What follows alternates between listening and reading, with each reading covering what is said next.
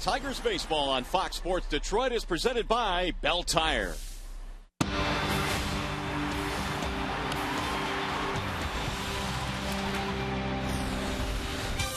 Last night, the Tigers put a beating on James Shields, scoring 16 runs on 26 hits. The 26 hits, the most since 2004 here in KC for Detroit. We'll see what happens here tonight. The Tiger bats have been hot. So is the weather as we welcome you to Kansas City. Game 2 in this series featuring the Detroit Tigers and the Kansas City Royals. Hi again, everyone. Welcome to Tigers Baseball. Mario and Pemba, Ron Allen. Glad to have you with us here for Game 2 in this series. The Tiger bats certainly hot, Rod. And I'll tell you one thing. I don't know if it was the off day on Thursday that just got them refocused, but they came out swinging the sticks last night. No doubt about that. The 26 knocks were very, very impressive. But really, what was most impressive for me in last night's contest was the way that guys grinded out at bats. Guys that had 3 hits, they were looking for 4 hits. Guys that had 4 hits, they were looking for 5 knocks. And they ended up with 2 guys having 5 hits in last night's game. Very, very important. Had an awesome game. One of those guys that did have 5 hits was Omar Infante, and really since coming off the disabled list has really swung the bat well, even though you can tell that ankle may not be 100%. Well, when we go into this offseason, Robinson Cano is a free agent. He will be the best second baseman out there, but a close second will be Omar Infante. He's a free agent as well, and if the Tigers want to bring him back, it's going to cost them a lot of money. 23 games since coming off the DL. There's been no better second baseman as far as the batting average is concerned. He's driven in 17 runs, 5 knocks last night. Does not miss fastballs. Since Omar Infante has come to the big leagues, if you throw him a fastball in a fastball count, there's a pretty good chance he's going to do some damage with it. And it's amazing to me that he does all this damage, and he's a dead pull hitter. He very seldom uses right field. All right, now the exciting thing about tonight's ball game is Nick Castellanos. He'll get the start. The Tigers' biggest prospect, their top prospect, getting the start in left field. We do know this about Castellanos. Yes, he is very talented, but he's also a calm guy. This should be fun to watch. You know, this is going to be a little bit different for Castellanos because his other couple of plate appearances, they were pinch hits. He's going to get a start tonight. He knows that he's going to get at least 2 at-bats. He might even get 3 at-bats here tonight. So he'll get a chance to sit on a particular pitch against Danny Duffy. And this kid is shown, because he was rated as the best hitting prospect last year in A-ball, also in Double-A.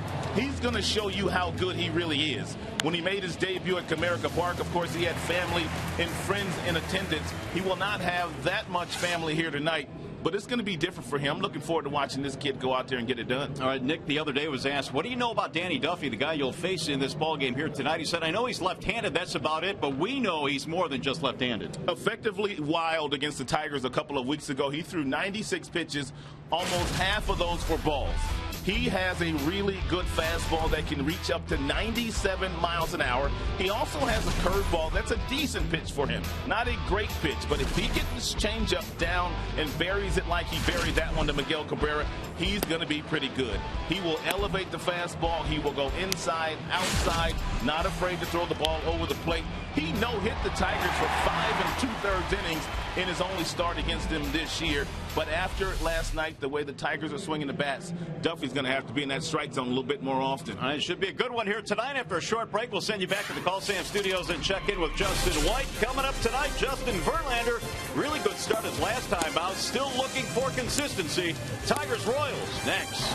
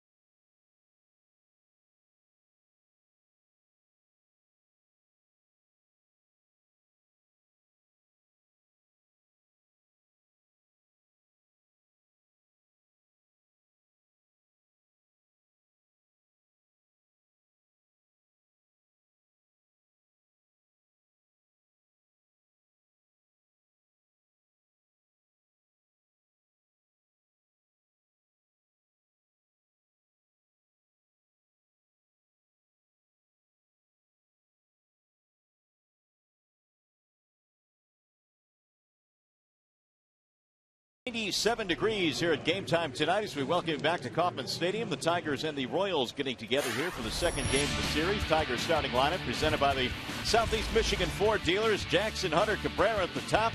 We got Fielder, Martinez, Infante in the middle, and your bottom three, Castellanos, Pena, and Santiago. And we are ready for baseball tonight. The first pitch of the ball game is inside. 1 ball, no strikes on Austin Jackson. Tigers after a big night last night, trying to get the offense going early again here tonight. Jackson was 3 for 6 in last night's ball game. He knocked in 4 runs as well. 2 balls and no strikes. Tigers are going to have to get ready to hit that fastball against a very talented left-hander, Danny Duffy. He can touch 98, but he usually pitches right around 94, 95 with his fastball, and he will elevate some up in the zone. And he missed again. Run the count to 3 balls and no strikes. That's really his only issue, is how many pitches he will throw early in this contest. No doubt he's got real good stuff, but every now and then just does not throw the ball over the plate. Did you see in his last start 91 pitches in 3 2/3 innings? Saw that. There's a ball 4. Missed it inside. A 4-pitch walk to start this one. 2-0 this year in 4 starts at the big league level. And not only does he have that fastball that can touch 98 miles an hour, he's got a nice little changeup, he's got a curveball, and he also has a slider, but he only throws that slider about 3% of the time. So the Tigers get the leadoff man on. Torrey Hunter will stand in now. The Tigers had a couple of big innings in last night's game, a couple of 5-run innings.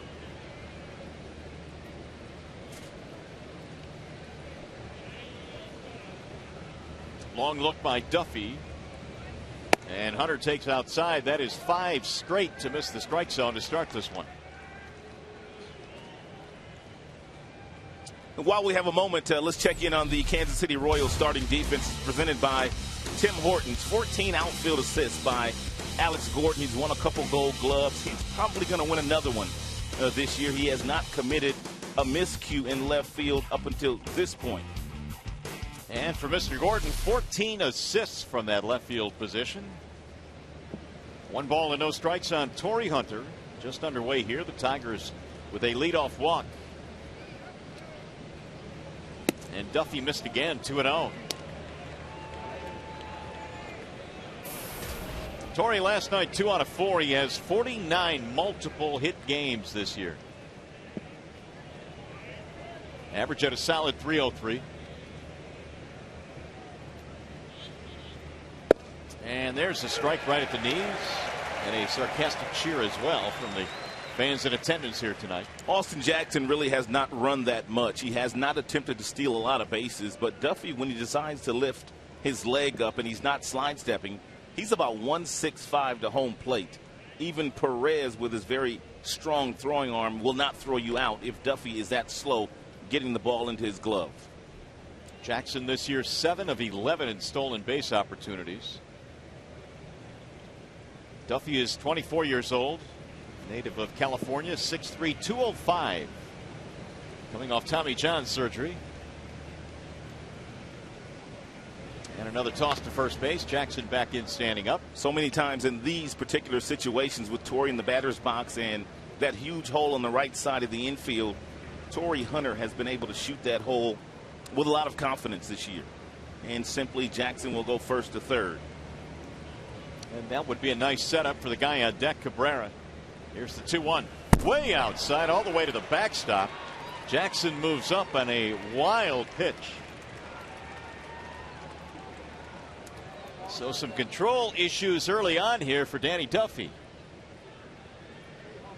And remember, this is a guy that threw nearly 6 innings of no-hit ball against the Tigers. Last time he faced him, that one hit nothing but the backstop. Another deep breath for Duffy's behind in the count, 3-1.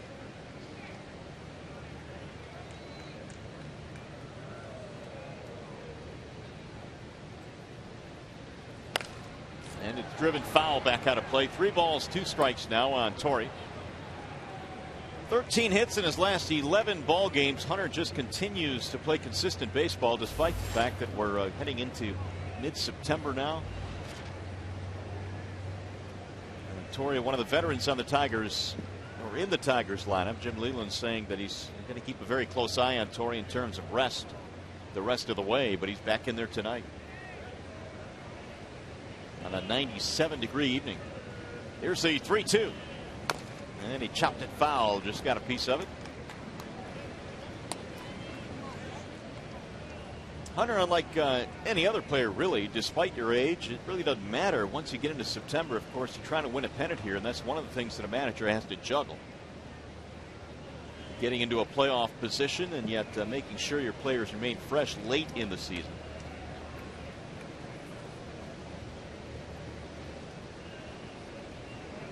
And again, the 3-2. Swing and a miss. He comes back to strike out Hunter. First out of the ball game, first strikeout of the ball game for Duffy. We told you when the Tigers saw Duffy a couple of weeks ago at Comerica Park, he was effectively wild. He threw about 96 pitches in that game, and nearly half of those were out of the strike zone, but yet the Tigers did not get their first hit until the 6th inning against the talented left-hander. Another visit out to the mound by Salvador Perez. And possibly that visit was one to remind Duffy that you do have a base open and you have the best hitter in the game standing in the batter's box. And the guy in the on-deck circle, he is no day at the beach, but he's not this guy. No, and he is 0 for 6 against Duffy. That would be Prince Fielder. And Duffy missed outside 1-0. But we have watched Miguel Cabrera throughout his tenure in a Tigers uniform expand the strike zone when there's runners in scoring position. Duffy doesn't have to throw him a strike for Miguel to get a base hit and drive in a run. He can cover home plate and he can cover both of those batters boxes as well.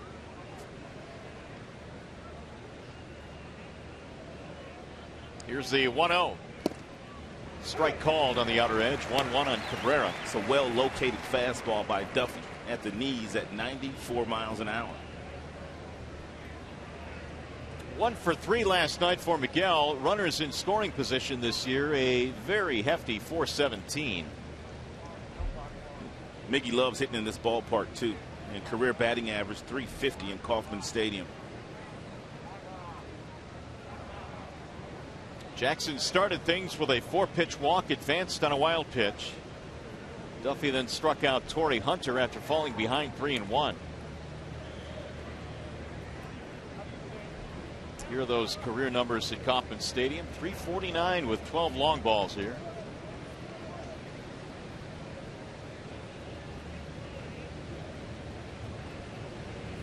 Way high. 2-1. So already pretty much true to form, and Jim Leyland was talking about this before the game. You really don't know which Duffy you will get.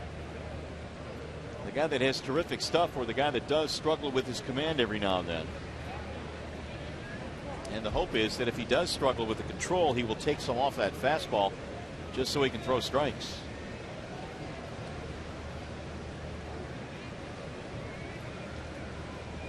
Here's the 2-1. Way outside. 3 balls, 1 strike.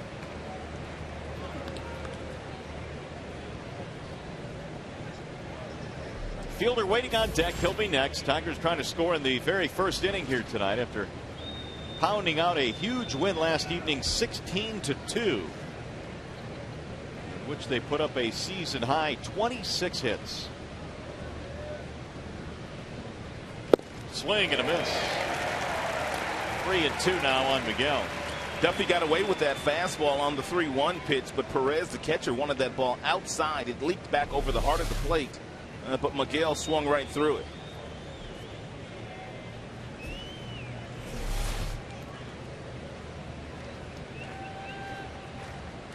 Now Duffy ready with the full count pitch. Here it is. Low, he walked him. Second walk in the inning for Duffy. We'll bring up Prince Fielder. Prince Fielder usually very aggressive when runners are in scoring position on the first fastball that he gets. If Duffy decides to throw him one in the strike zone, no doubt Prince Fielder will get a pretty good whack at it. Fielder last night 3 out of 5. He had an RBI in the ball game.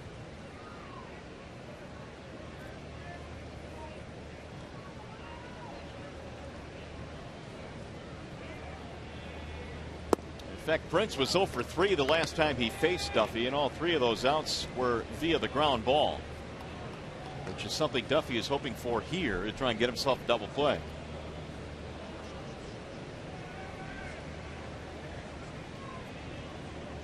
One ball to no strikes on Fielder. Martinez waiting on deck.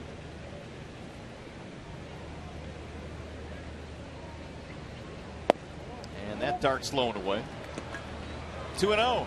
That pitch really wasn't that bad, but Duffy has been so erratic here that if you're Alfonso Marquez, who is the home plate umpire, you can't give him that strike. Of his 19 pitches so far in this game, 13 have missed the strike zone.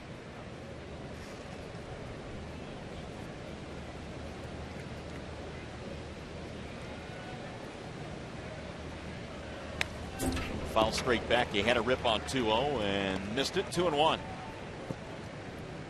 Fielder is again heading toward 100 RBIs. He has 96 as you look at the breakdown on Duffy. 6-game hit streak as well for Prince.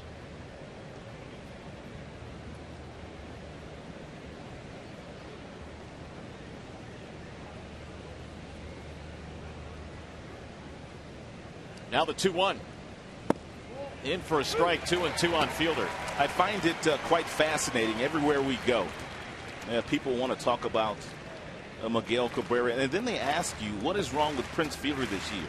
And I say, what do you mean? He's got 22 homers, and he's driven in 96 runs. What do you mean, what's wrong with him?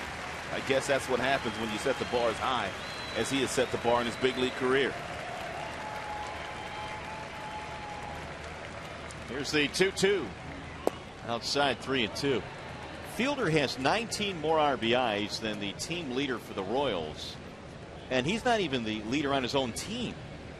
That, of course, is Cabrera as you look at the American League's best in runs driven in. Adam Jones is dealing with the same kind of issues in Baltimore. He has 30 homers, 100 runs driven in, but everybody continues to talk about Chris Davis. 3-2.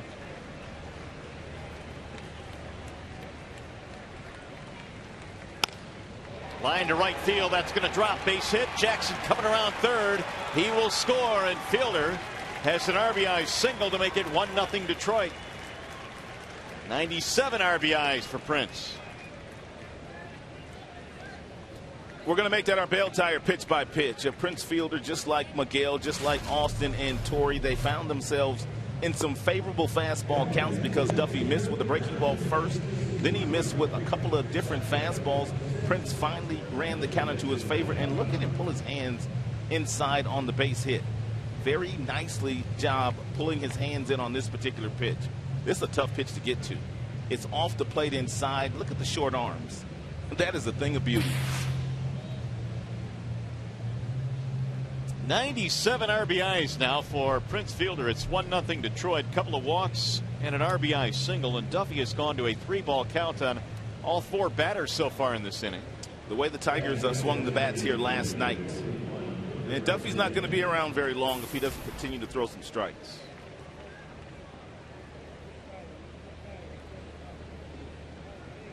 Royals have gone deep to the bullpen the last couple of nights as well, so probably the last thing they want to do here is go into the bullpen early.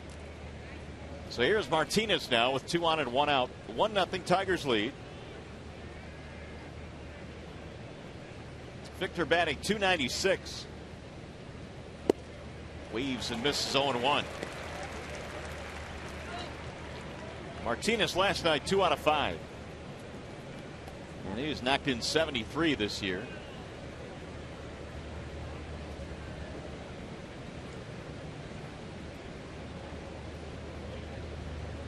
So the next pitch now for Duffy will be number 25 in the inning.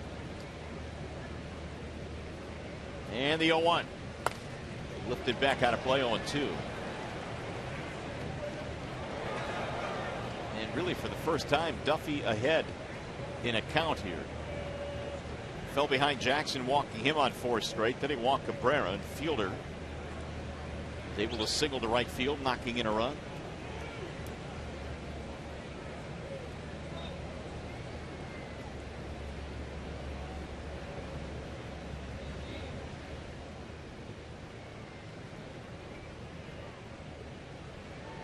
Here's the 0-2. High, 1 ball, 2 strikes.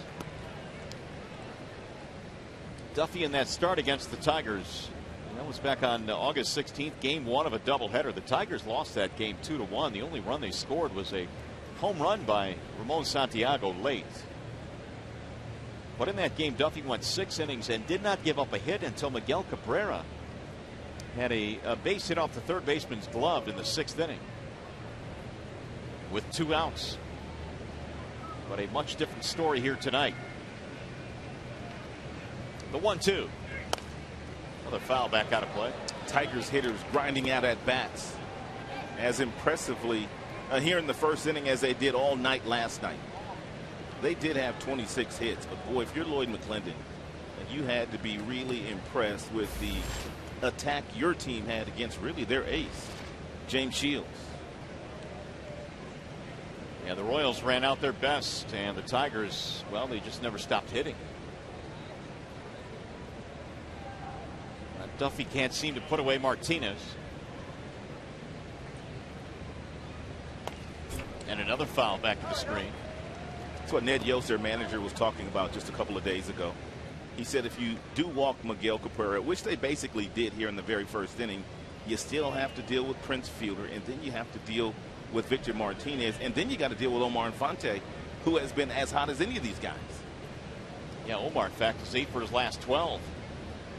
He had a huge night last night. Ned Yost, of course, he knows all about Prince Fielder. He managed Prince Fielder when Prince was starting his big league career with the Milwaukee Brewers.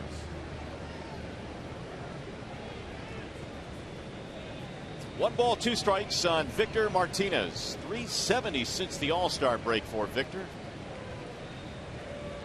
And another foul straight back to the screen. Duffy, for whatever reason, a little reluctant in using his changeup, using his breaking ball here in the very first inning, trying to overpower the Tigers hitters, and they really can't do that. The Tigers are a really good fastball hitting team. Tigers came in with the best team average in the American League, and that has been the case most of the season. Changeup breaking ball might get him a strikeout if he locates it down. There's a high fly ball to left field. Routine depth as Alex Gordon camps under it. And Martinez is retired. It took a while, but Duffy finally got him 2 gone. Talked about Omar Infante in the night that he had last night. He singled in the 2nd inning. He drove in a run. He also singled in the 3rd, singled in the 4th, drove in another run there. Then he nearly hit a grand slam in the 5th inning. That ball was a eyelash from getting out of the ballpark, and then got one more knock later on to drive in another run. What a night. 5 hits, 6 ribbies. A night that he certainly will remember. And Omar now 8 for his last 12. 328 batting average now for the Tigers' second baseman. Drives this one high in the air to left. Gordon is under it, and that is that. The Tigers will settle for 1 run. Minimal damage for Duffy.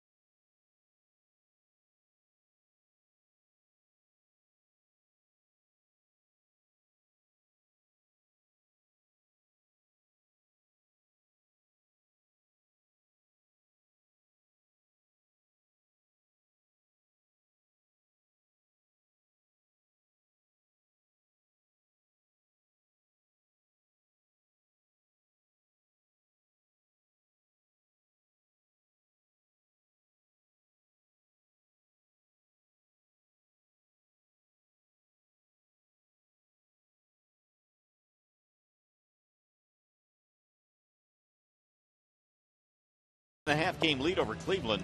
These Royals are 9 games back in terms of the Central Division. A little bit closer in the wild card, though. Here's the starting lineup tonight for the Royals, presented by the Metro Detroit Chevy dealers. It'll be Gordon, Bonifacio, and Hosmer at the top. Billy Butler, the DH. Moustakas at third base. Perez will catch. Lowe, Dyson, Escobar, the bottom 3 for Ned Yost. And Tiger starter Justin Verlander, presented by Family Heating, Cooling, and Electrical. Justin Verlander is 15-4 in his career against Kansas City Royals hitters, and 2 of those losses have come this year, although the ERA not very bad in those starts this season for Justin against the Kansas City Royals. But he really just needs to go out there and attack the strike zone and have a really clean first inning. Justin Verlander in his last number of starts has had a difficult time of getting through that first inning. Well, he's ready to go to work now as Alex Gordon stands in for the Royals. It'll be Gordon, Bonifacio, and Hosmer, the top 3 hitters in KC's lineup. And the first pitch is in for a strike. Gordon last night, 2 out of 3, had a double. And the last couple of years, he's been a doubles machine. Batting .269 this year. The 0-1. 1 ball and 1 strike on Gordon. When you add in the way that Alex Gordon plays defensively in left field, along with his offense, he is one of the top left-handers, two-way players in the game.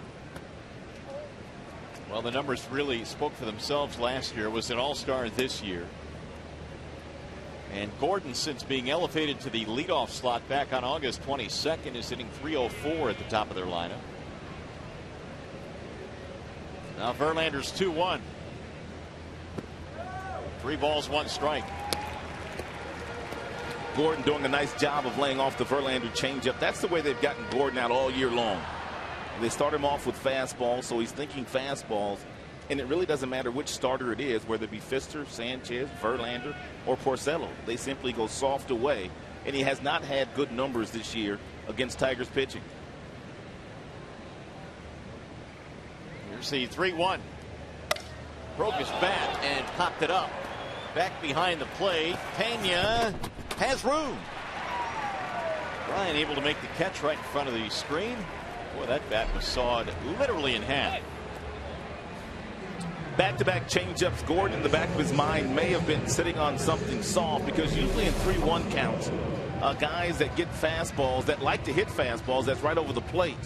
You don't get jammed. You don't see bats getting sawed off on fastballs that are basically right down the middle, but he was diving to the outside part of the plate looking for something off speed. That ball literally right down the middle. 1 gone, and here is Emilio Bonifacio. It's been a nice pickup for the Royals for the second half of the season, batting .238 overall, but in a KC uniform, he's hitting over .300. Yeah, Kansas City got the guy Toronto thought they traded for when they made that huge trade last offseason, and they got Bonifacio from the Miami Marlins with a host of other players. When you watch this guy play every day, you appreciate really how fast he is. He can run the bases. Energy guy. Now JV's 0-1. Lifted back out of play, 0-2. The Kansas City Royals have about 4 guys on their team that would rival any other team's organization in a 4x4 relay. They got some guys that can pick them up and put them down. Yeah, I'm putting my money on the Royals. Getz, you can have the field. Bonifacio, Dyson. Hosmer waiting on deck. Here's the 0-2. Bouncing ball off the glove of Verlander, and that's going to be an infield hit. Bad break right there for JV.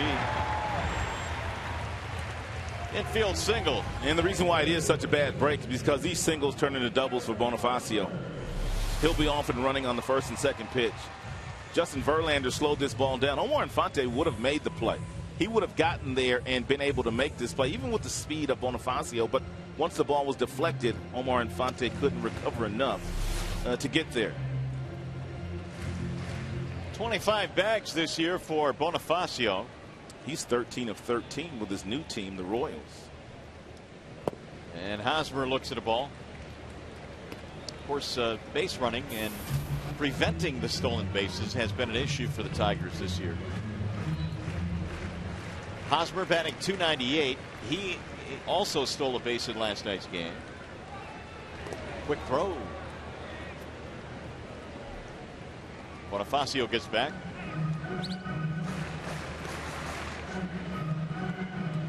Wasn't it Bonifacio who picked off last night? Yes. Yeah, Sanchez got him in the third. 25 steals, 81% is the success rate for Bonifacio. Hosmer looks at a ball low.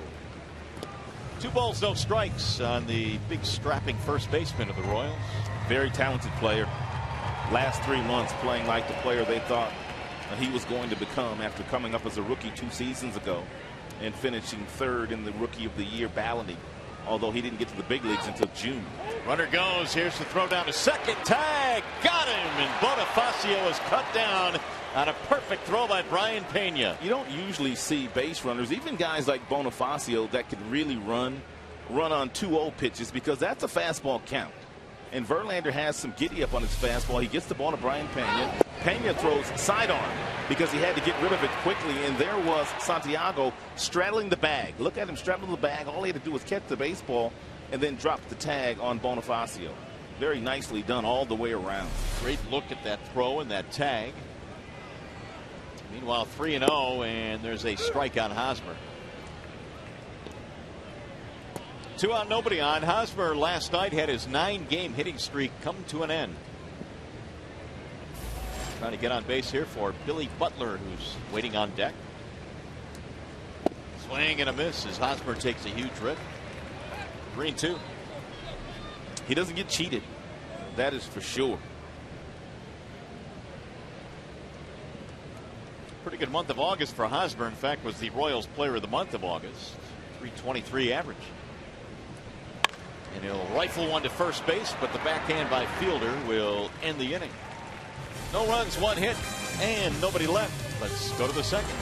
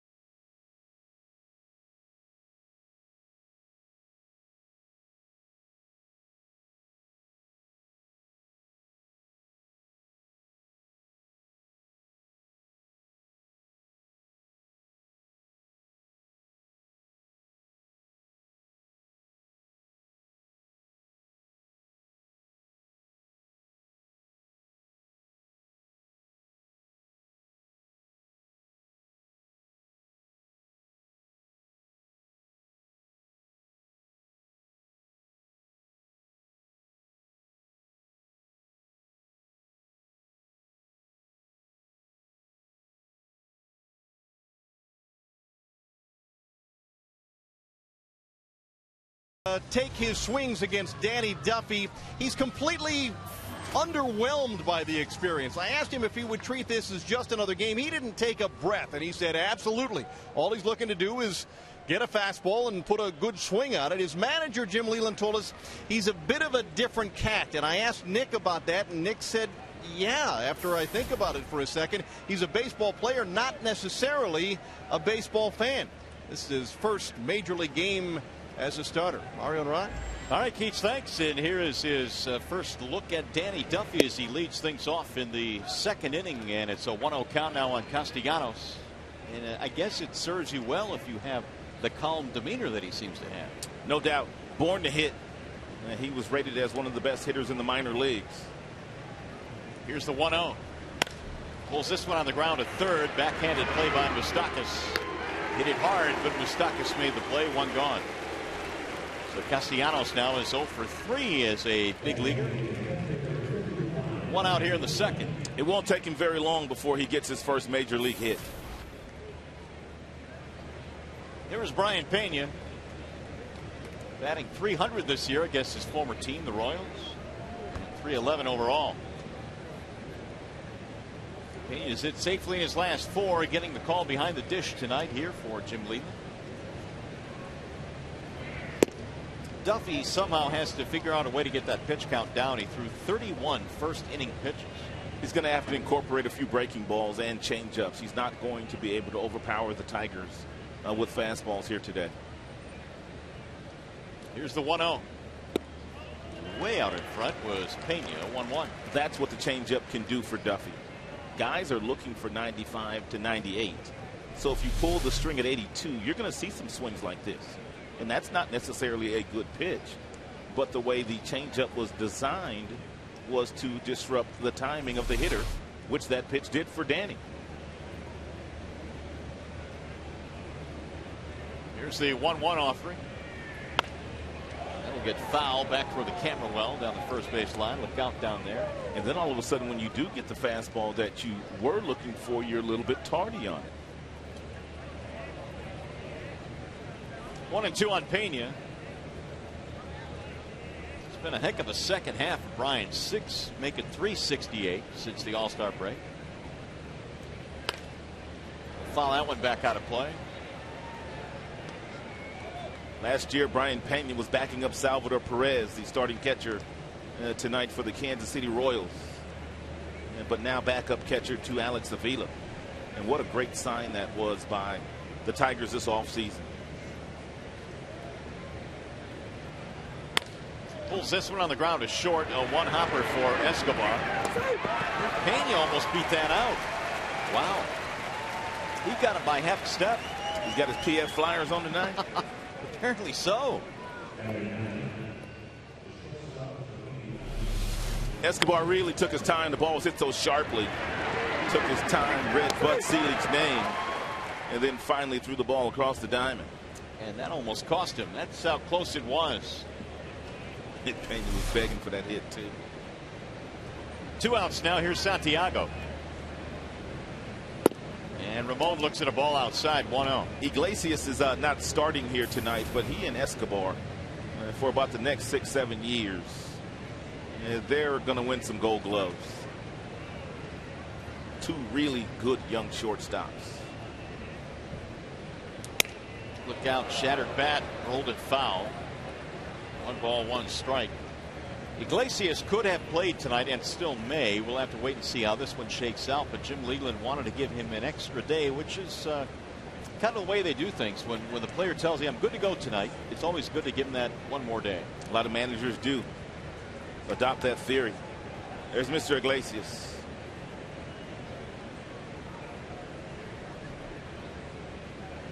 One ball, 1 strike on Santiago. In the meanwhile, Ramon has been a really good fill-in at multiple positions. Santiago is not going to hurt you one bit defensively, not one bit. And the way that he's been swinging the bat lately, he's been making huge contributions on the offensive side. Had a double, couple of RBIs in the ball game last night. Also walked with the bases loaded. Trying to get something started here with 2 outs in the second. And the 1-2. Fouled back.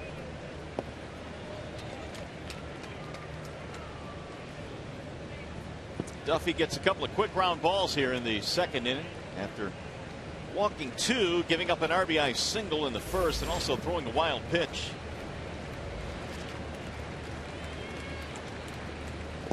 That'll bounce in.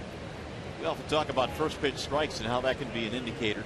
Well, Duffy so far in this game just 2 out of 9 first time through the lineup. Is that good?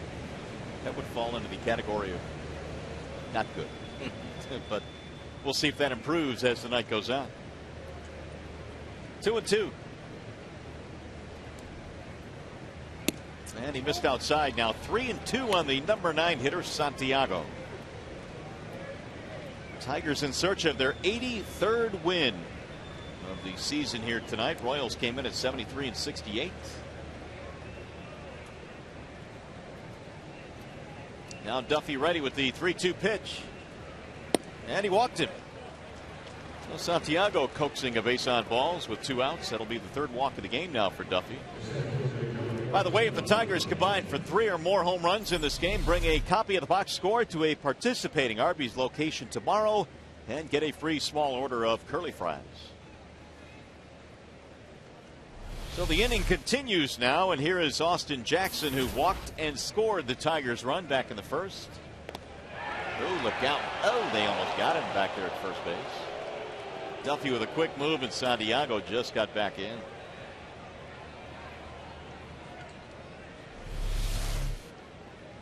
Simply stepped off with the left foot and fired over to Hosmer. Hosmer applied that tag very nicely and nearly got Ramon.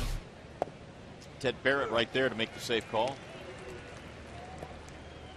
0-1 on Jackson.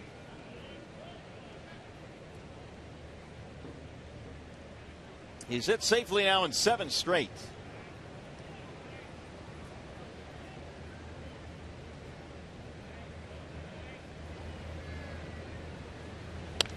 He'll shoot that one foul back out of play.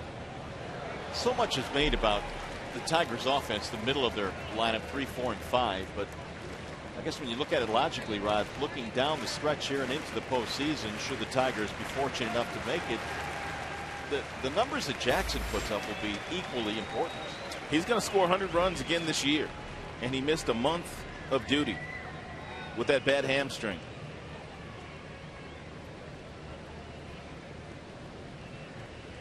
Runner goes on 0-2. Here comes Perez's throw. It's on target and out at second base. He's got a cannon. Here's Santiago, and the inning is over. No runs, a walk, nobody left.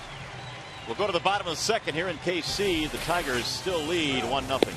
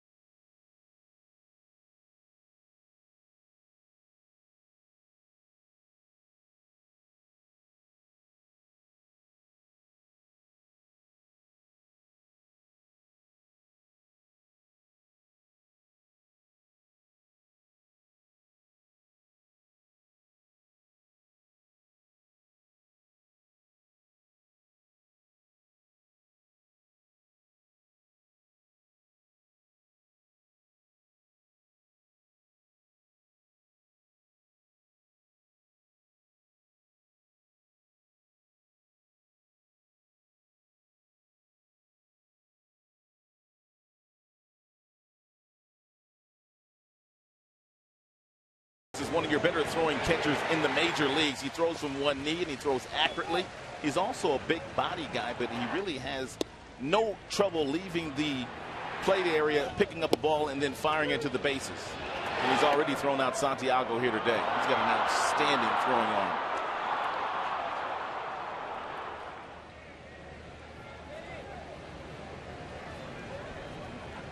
Another strong throw to nail Santiago, ending the Tigers half of the inning. Now Verlander back to the hill, throws a strike on the outer edge to Billy Butler, who starts things off.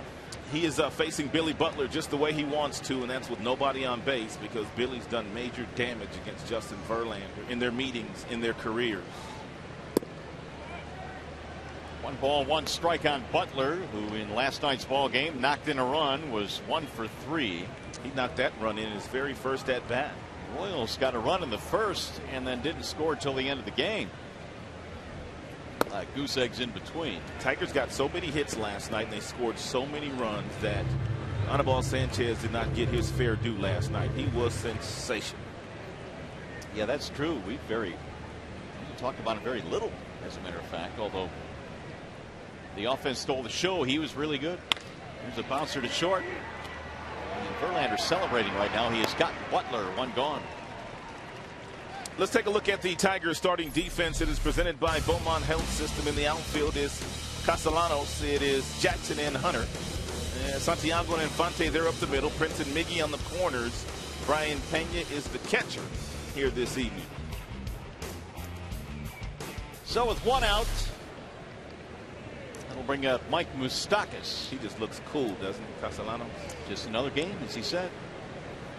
Put a pretty good swing on the ball in his first at bat, too. He's going to hit. There's no doubt about that. Moustakas looks at a ball outside, 1-0. Here's a guy that really hasn't hit the way the Royals had hoped early on, at least in his career. He has 11 homers. Front shoulder flies off the baseball prematurely. Way too pull happy. Ball high and away, 2-0. Once he learns how to take that bat knob and lead right back through the pitcher and start to hit some balls in the left center field, down the left field line, his batting average is going to go up. He's got plenty of pop in his bat, but just way too pull happy. Walk-off game winner here a couple of days ago. He was 0 for 3 last night. Verlander now is falling behind 3-0. He might have the green light here. He's got some sock in his bat. Fastball right down the middle. Ned Yost might turn Moustakas loose. Turn the Moose loose. Here's the 3-0. He didn't turn him loose. 3-1. Verlander here at Kauffman Stadium, career is 9-3 with a 2.62 ERA. A lot of success in this yard. 3-1 pitch. Swing and a miss. 3-2. See if Verlander wants to come back with a fastball here if he wants to pull the string on Moustakas. Verlander has a plus changeup. He's got a good slider, plus curveball. They're going changeup. Nope, changed his mind. Back to the fastball. Fouled away. 3-2 the count stays on Mike Moustakas. Here the numbers, career at the K in 16 starts, 9 wins for JV. Verlander trying to build on that last start. 7 shutout innings against Cleveland. Ripped foul back into the seats.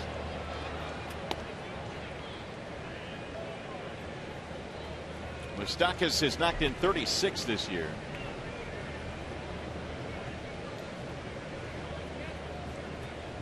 Trying to get something started here with 1 out of the second. This will be the 8th pitch coming up in this at bat. Here it is. Ripped down the right field line, hooking, foul. A grab by a fan holding onto his beverage in the first row. 3-2. Justin overall in his career has faced the Royals 27 times. He's beaten them 15 times. He's had more success against them than any other team that he's pitched against. 96 on that last fastball, fouled straight back. And tonight's one of those nights where both starting pitchers will be very loose. Very hot, humid nights. 97 degrees at game time. We are looking probably for a few degrees warmer tomorrow for the day game. Swing and a miss. He chased the gas up in the zone, and a strikeout for JV. His first of the game. It was a decent at bat for Moustakas. He saw a number of pitches before finally swinging at ball 4. As hot as it was on the field today, nothing like it used to be before they got rid of that AstroTurf and put in this natural surface. It was nothing to start a game here. And the turf, it'd be 120 degrees here in Kansas City. Oh, yeah, you could fry an egg on the turf. Literally. Perez looks at a strike, 0-1. And a lot of those ballparks, as they call them, the cookie cutter ballparks back in the 70s and 80s, had that same turf. They've had grass here since 1995. The 0-1. There's a strike called. He went around. 0-2 on Perez.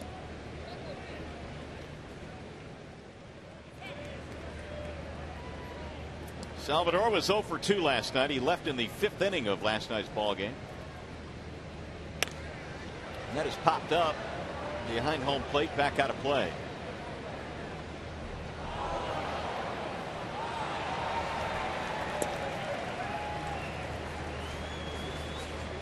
'64 RBIs for the catcher Perez. Only Matt Wieters has more RBIs from that position in the American League. Wieters, of course, with the Baltimore Orioles. Now the 0-2. Breaking ball slides away. 1 ball, 2 strikes. Verlander in search of his first win since August the 6th when he won at Cleveland. Certainly pitched well enough to win his last game, but did not get a victory. 1-2 the count stays. If you're Verlander and you want to get Perez out with that slider that you just threw, you got to get it down in the strike zone. You got to bury it down and away. He left that one up, and that's the reason why Salvador was able to foul it off.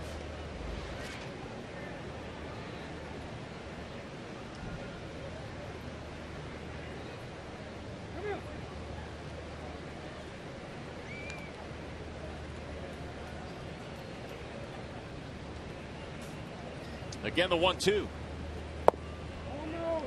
He buried that one, but he did not go with the swing. That's where you want to throw it. 2 balls, 2 strikes. He's got him set up for a fastball inside if he wants to go there, because Perez is diving out over the plate. Pena wanted it in. Verlander wanted it away. And strike 3 is called on the outside corner. Back-to-back strikeouts for Verlander. A 1-2-3 second inning as Perez is caught looking at strike 3.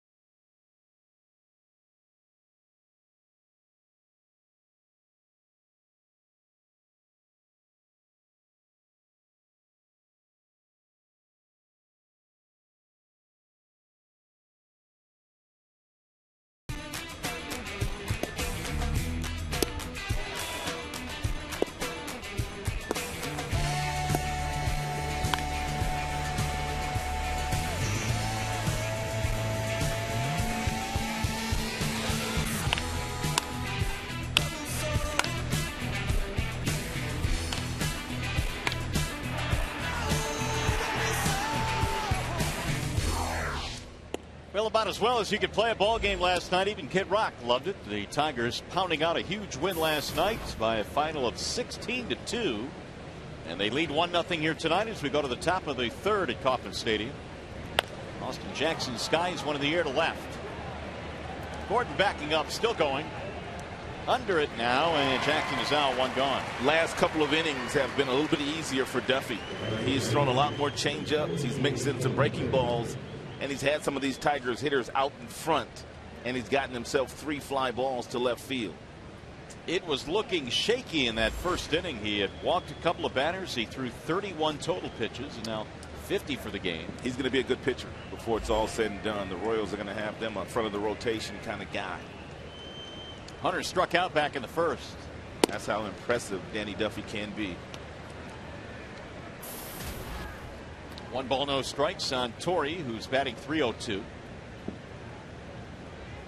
Torrey Hunter hit .300 last year for the first time in his major league career, and trying to do it again. Lifted back toward the seats. Torrey told me that the skipper has already told him more than likely he's going to give him Tuesday off in Chicago, so he's going to play him again tomorrow against Bruce Chin.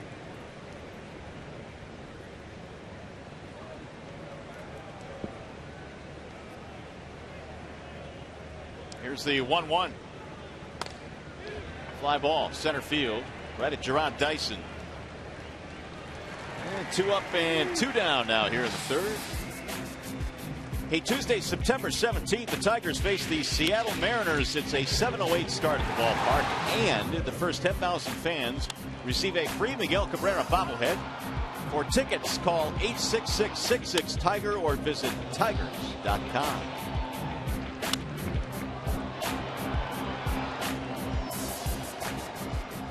Here is Cabrera now with 2 outs in the third.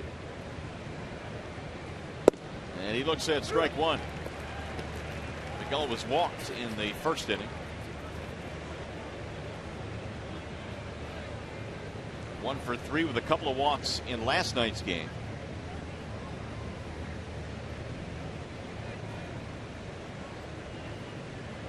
Here's the 0-1. Driven back out of play. No balls and 2 strikes.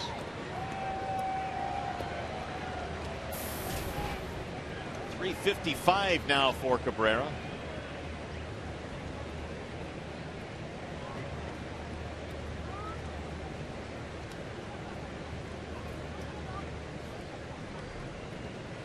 Here's the 0-2.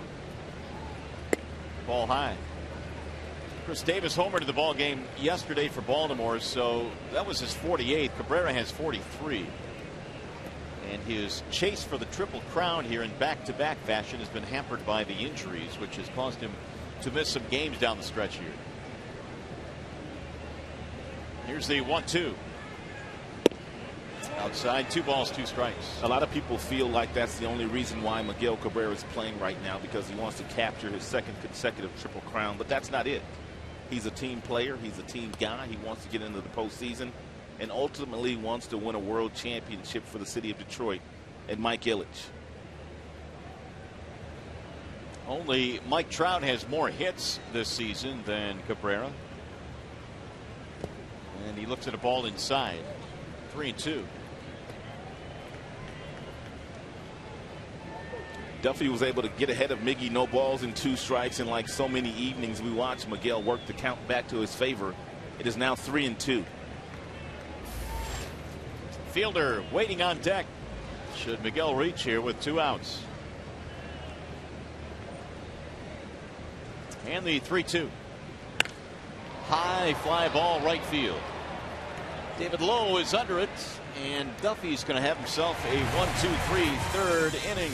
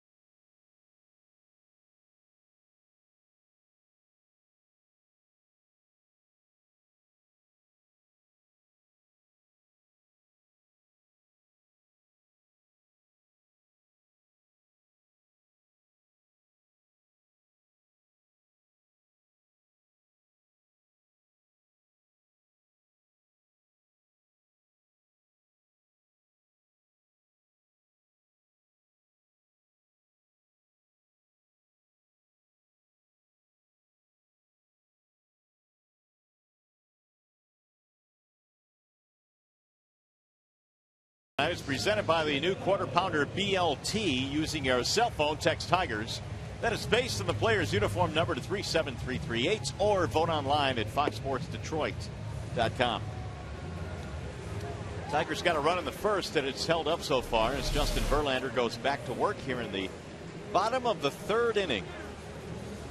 And Justin 35 pitches through 2 frames here tonight. Bottom 3 coming up. It's David Lowe and then Gerard Dyson and Alcides Escobar. Lowe last night 1 for 4, had himself a double.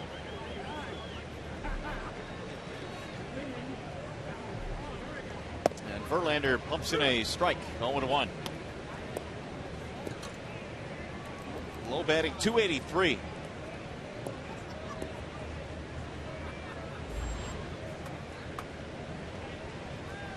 Here's the 0-1. Breaking ball dives in for a strike. 0-2. Justin gave up an infield single back in the first, but caught Bonifacio trying to steal. Then a 1-2-3 second, in which he had 2 strikeouts. Justin looks like he has brought his A game here tonight. Driven to center field. Jackson is on the run. He is not going to get there. Base hit. Jackson stumbles, and Lowe will go to second and pulled in with a double. Second double of the series now for David Lowe, and the tying run is on. Verlander was able to get ahead of David Lowe. No balls and 2 strikes, and threw him an 0-2 pitch was just too friendly. It's a fastball that Pena wanted up. JV did not get it up. Also missed with his location, and once the ball was, well, Jackson slipped.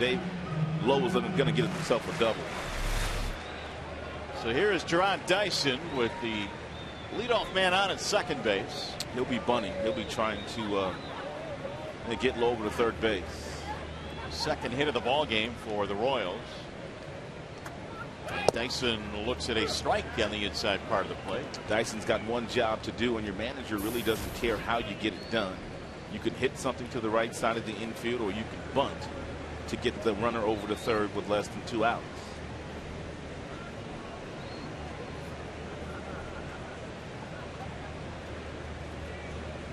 He bluffed to second base. Dyson last night finished 1 for 3.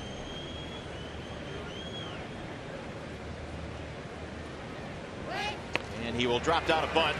Verlander backhanded. Quick throw is in time. Oh, they punch him out at first base. That was close. That is one thing all Tigers starters do very well. They all feel their position. Whether it be Fister, Sanchez, Porcello, or Scherzer, all guys do a very nice job. This is not an easy play here for Verlander. He wasn't sure whether Miggy was going to get there. He got there. He picked it up. He transferred it to the throwing hand. And then he threw off balance, but still got enough on the throw to get Speedy and Gerard Dyson. So the runner moves up now. He's at third base with 1 out, and Escobar will stand in. Infield coming in for Detroit. Ball inside, 1-0. Escobar last night snapped an 0 for 13 slump. He was 1 for 2. Hitting .233 this year.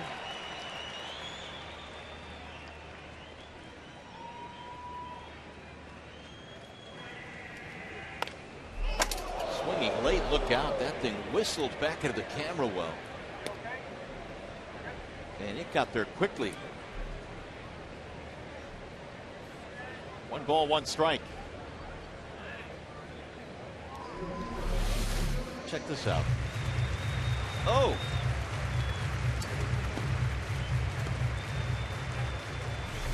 Doc, you okay? He almost needed a Doc. Thumbs up. Attaboy, Doc. A real Doc. Here's the 1-1. Broken bat. Here comes Fielder home. The tag. He's out. Second consecutive night, Prince Fielder's made a really nice play to get a runner at home. David Lowe may be hurt. He is still on the ground. He was smothered by Pena. And Lowe goes jogging off.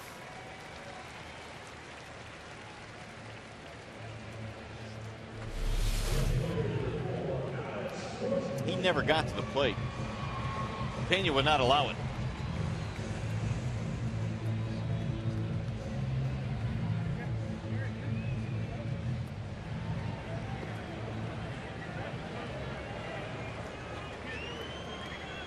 Here's also Prince Fielder making a play in the very first inning with Alex Gordon on first base. Jumped up to the right, threw off balance. Avila climbed the ladder, and they got the out at home plate.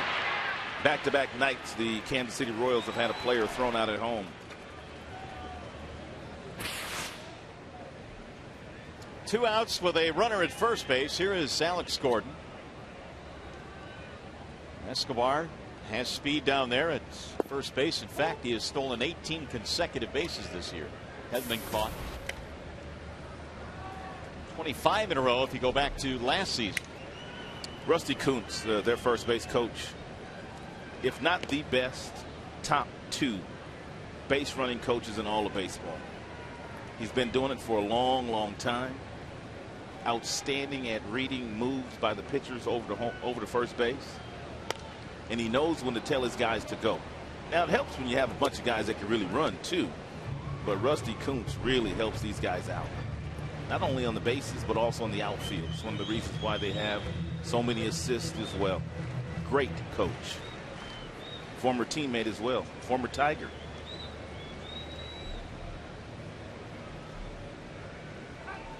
Another throw back, and Escobar dives back in. Well, the Royals got a leadoff double here in the third. They got him to third base after a sacrifice bunt, but a play at the plate with the infield in turns out to the Tigers' advantage.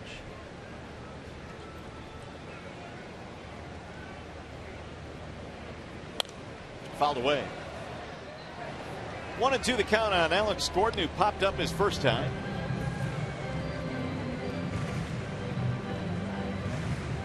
Gordon has won a couple of Gold Gloves. Back in 2005 was the 2nd overall pick in the country by the Royals in the free agent draft, and Justin Upton went ahead of him. He was picked number 1 overall by the Diamondbacks.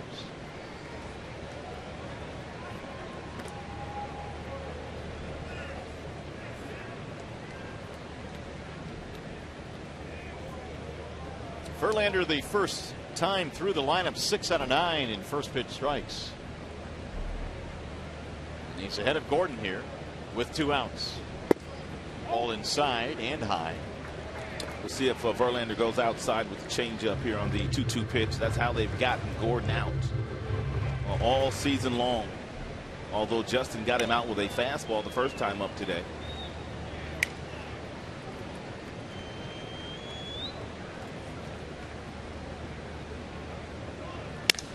Broken bat, base hit right field. Escobar headed to third base. He'll get in there standing up, and Gordon keeps it going here in the third. Second hit of the inning for the Royals. It's a fastball that's inside. He shatters the bat of Gordon. That's the second bat Gordon's broken today. But this one dies a hero.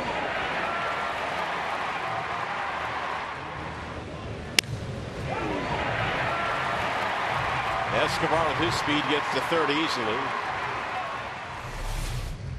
And now the Royals in business here with 2 outs as Bonifacio stands in.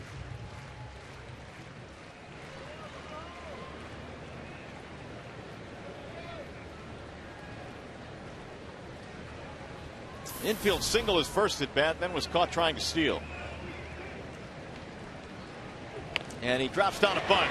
Third base side. Cabrera has no play, and the run scores.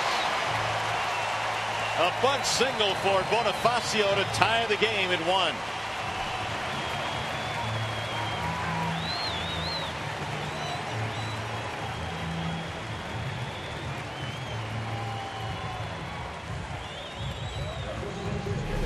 Bonifacio couldn't have placed it any better. With 2 outs, you're always anticipating that he might bunt for a base hit, which Escobar was. And once the ball got down, there was going to be no play on either player. Tremendous bunt by Bonifacio. 4th hit of the game now for the Royals. They have tied it up in a big swing by Hosmer, 0-1. 1 run, 4 hits for KC, 1 run, 1 hit for Detroit.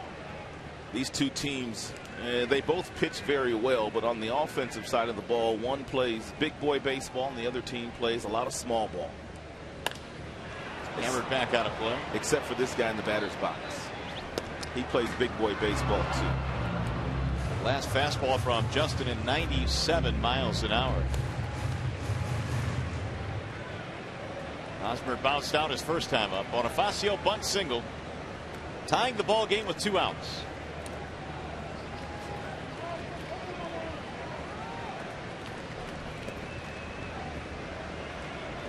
And the 0-2. Driven down the left field line, but foul.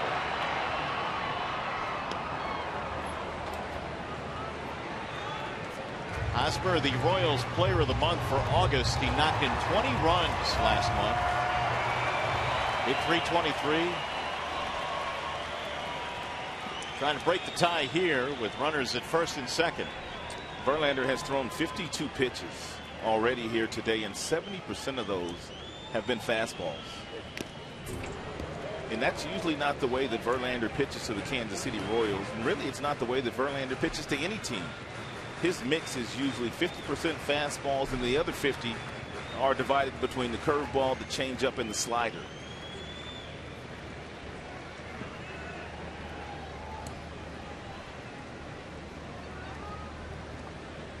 Trying to put away Hosmer here, ahead of the count 0-2. Should he reach, Butler is on deck.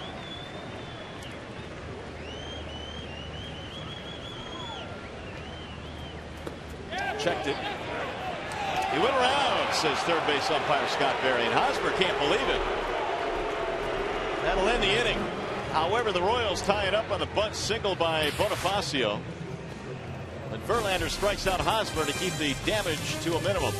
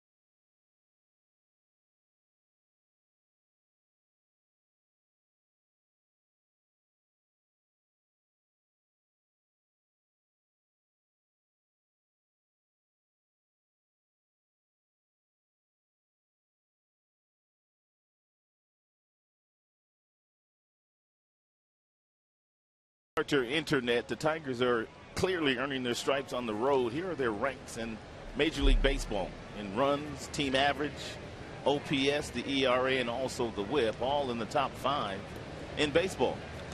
Tigers had 38 road wins, trying to make it 39, but this one is tied up at 1 run apiece as we go to the 4th inning now, and Duffy back to work. Duffy had himself a 1-2-3 third. Fielder leads it off, and Prince looks at ball 1 inside.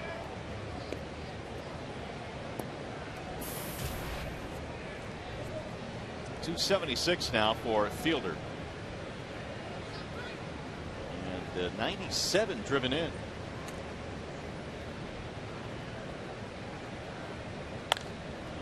Pops that one up behind the plate. Perez, though, will watch it sail back into the seats. 1 ball, 1 strike on Prince.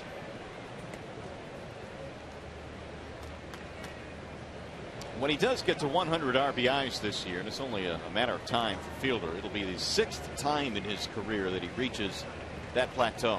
Brings that lunch pail with him every night. Plays every day. literally year after year after year. Now the 1-1 coming home. Fly ball left field. Chasing Gordon back. He's got room. One out. Time for a game break now as we check in with Mickey York.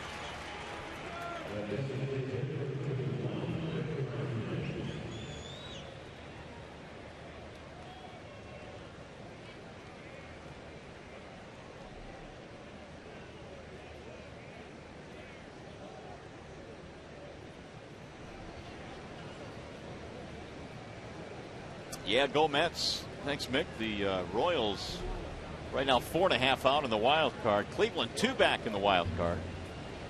Texas and Tampa right now own the 2 wild card positions.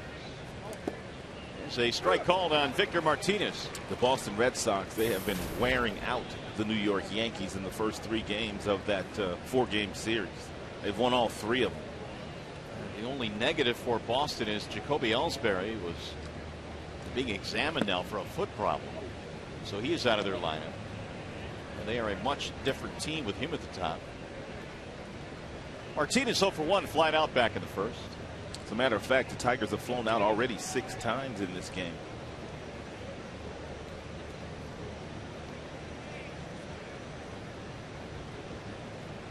Here's the 1-1 outside. 2 balls, 1 strike.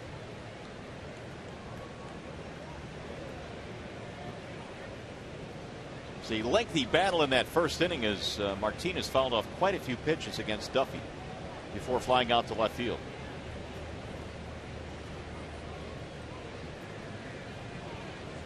And the 2-1. Fly ball again to left field. This one is hit deep. Gordon going back to the track. He is on the track in front of the wall to make the catch. Another fly ball out, 2 away.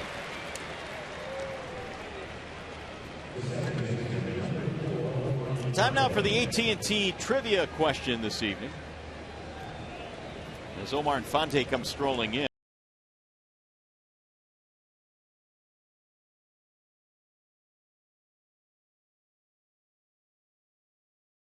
Infante did it last night. Who were the last 2 to do it before that duel? Does not happen very often.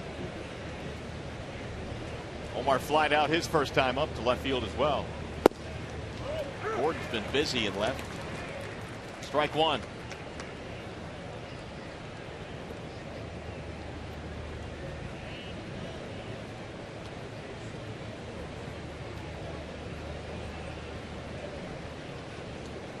And the 0-1 pitch.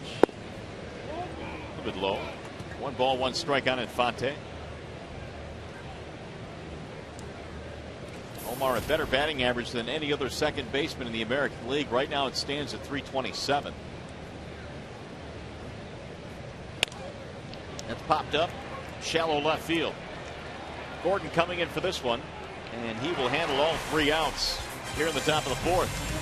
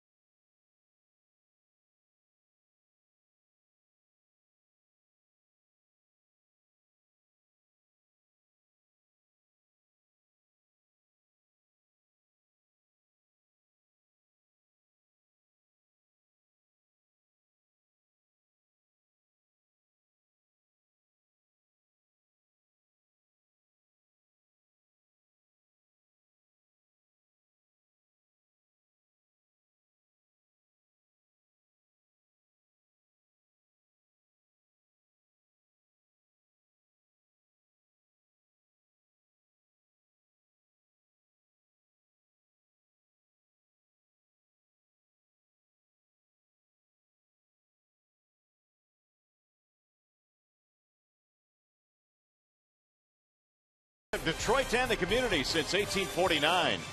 Jeep, rediscover the freedom of the open road at the Jeep Celebration event.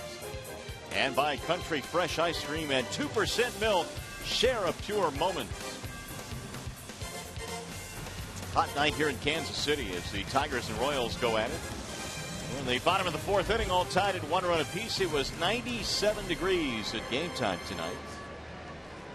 And we'll get more of the same here tomorrow. Day game between these two clubs to close out the series.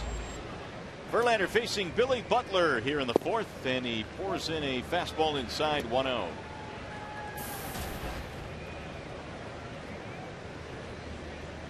Justin has struck out 3 batters, including Hosmer, to end the third. After the Royals tied it up, and Butler takes a ball outside, 2-0.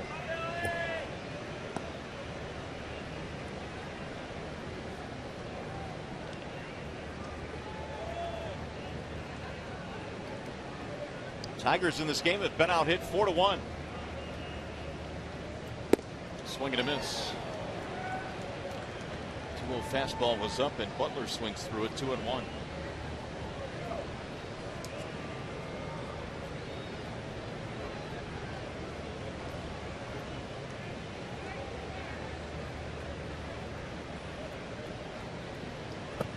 Outside, 3-1 now on Butler. Moustakas and then Perez to follow. 4, 5, and 6 in the lineup for Ned Yost here in the fourth.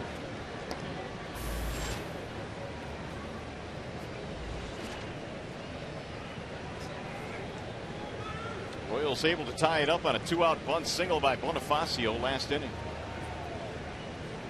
Tigers had Danny Duffy on the ropes in the first, but settled for just 1 run. Here's the 3-1, and that is in there. Nice breaking ball there by Verlander. Buckled the knees of Billy Butler. And Butler looking for a fastball, which he should have been on the 3-1 pitch. Full count, 3-2.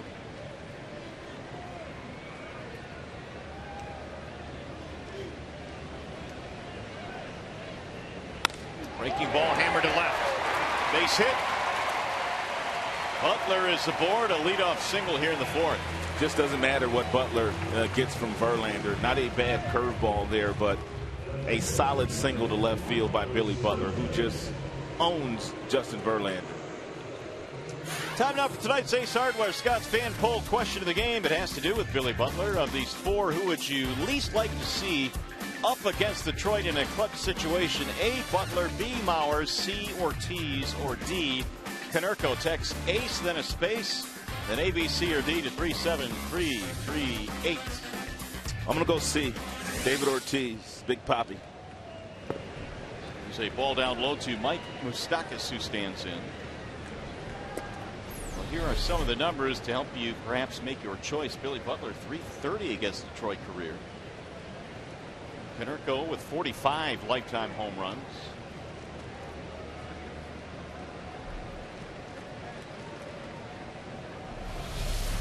One ball, no strikes, and a ball outside. 2-0 on Mike Moustakas.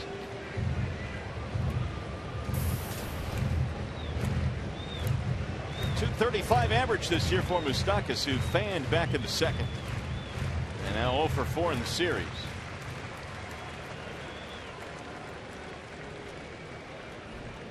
Former Southern California high schooler who was highly rated coming out of high school, was going to attend USC, but passed up a scholarship offer there.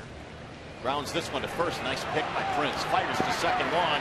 Verlander covers for the double play. That is now the 11th double play that Moustakas has grounded into this year. And Prince Fielder's been picking and grinning over at first base in the series. He grabs the ball backhanded. He makes sure he stays inside of second base to give Santiago, a nice feed inside the bag on the shortstop side, and it allows Santiago to turn it over very nicely.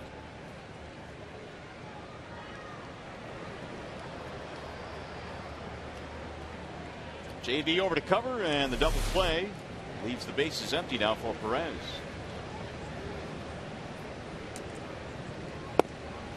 And a strike on the outer edge at 96 from Verlander.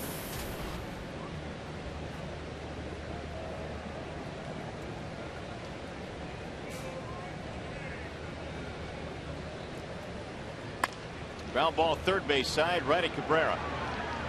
Couple of extra steps, and Perez is out to end the inning. No runs, one hit, nobody left. We go to the fifth.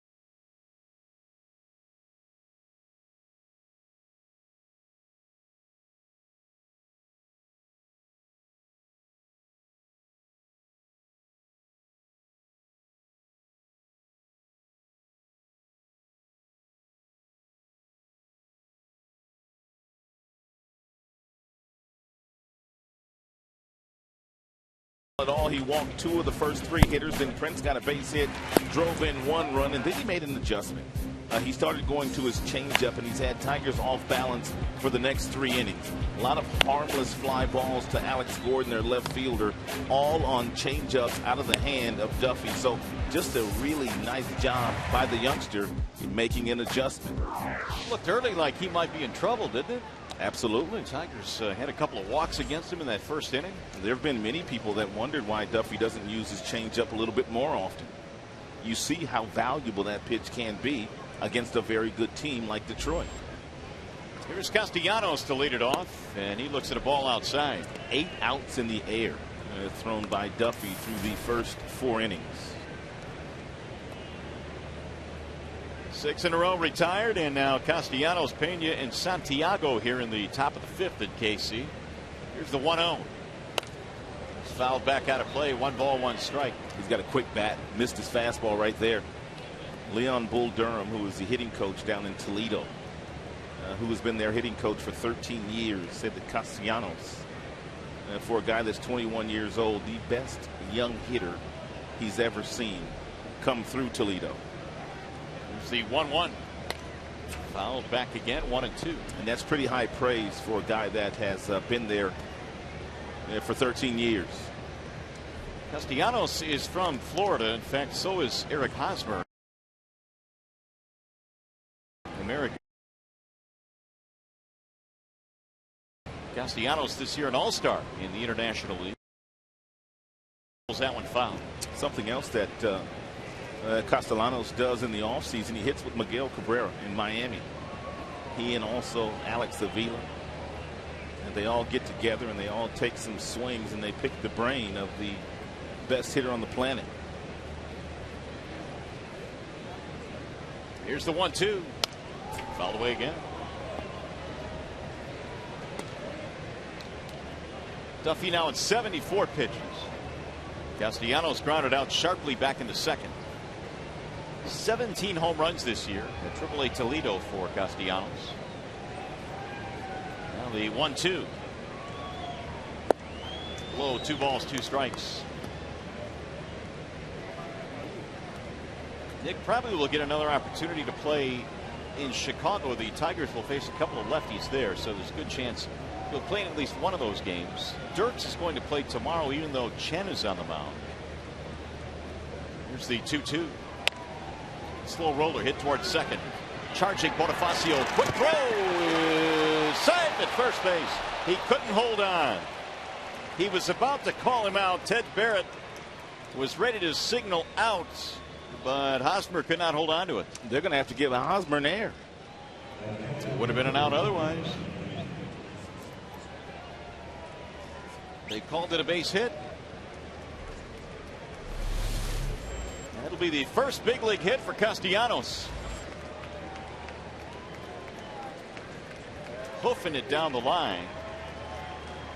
And if Hosmer holds on, he's out.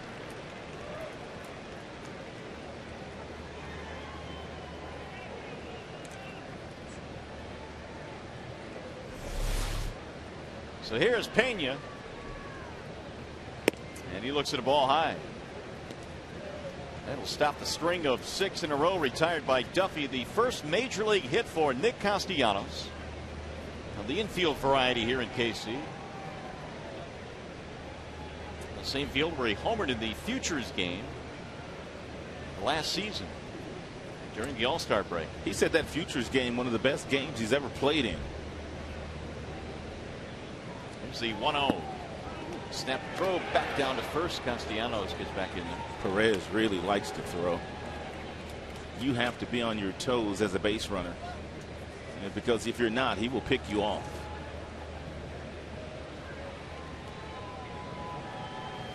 Led the major leagues last year with 5 pickoffs. Salvi Perez. Bad throw that time by Duffy, was dug out of the dirt by Hosmer.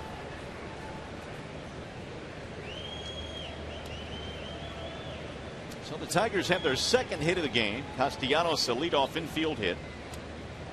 If it not for it being his first major league hit, they probably would change that. We'll see, though.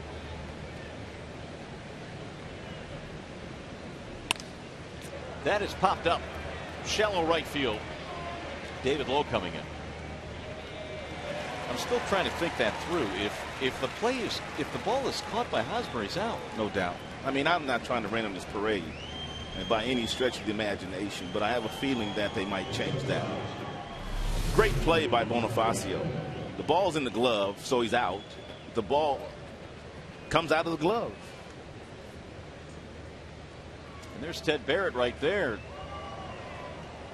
stopping and starting. Nick will take it, though. Here's Santiago. Ball 1. Ramon walked, stole a base, or was trying to steal a base, was caught back in the second to end the inning. After Duffy had a really rocky first, he needed that quick second inning.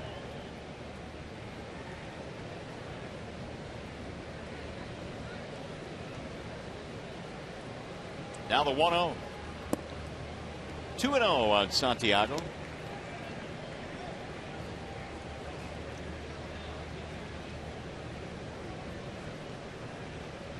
Ramon had a pinch hit homer against the Royals in game 1 of a doubleheader off Aaron Crow that was his first and only home run of the season back in August at Comerica.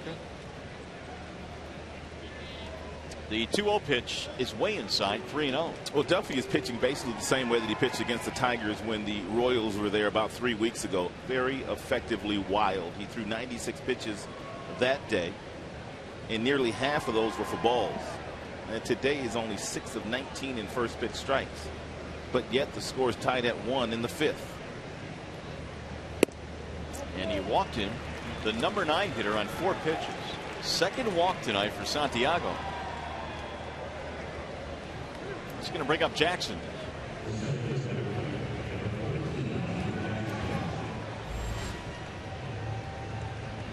You can see that ratio, which is not all that good, but in the first inning he was way more balls than strikes, and that has pretty much continued through most of this game here. 83 pitches now for Duffy. 31 of those 83 came in the very first inning. And Jackson had a walk and scored the Tigers' run in the first.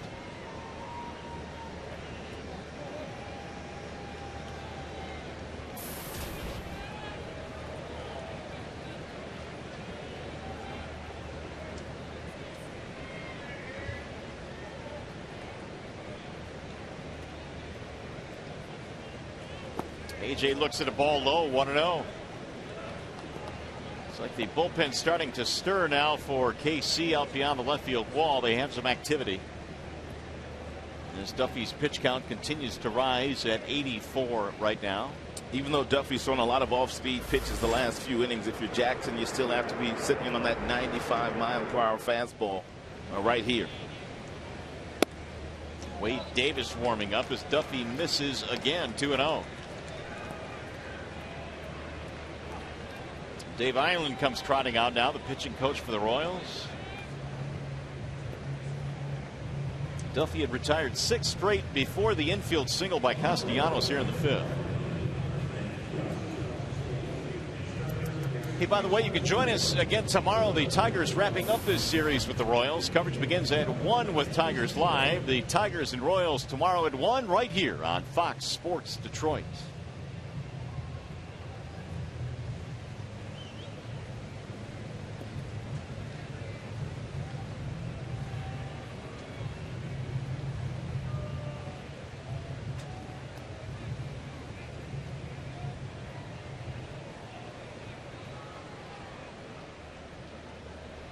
So it's 2-0 on Jackson.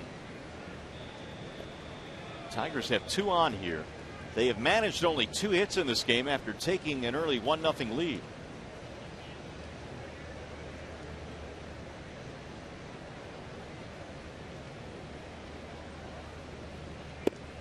Checked it, and it's a ball high, 3-0.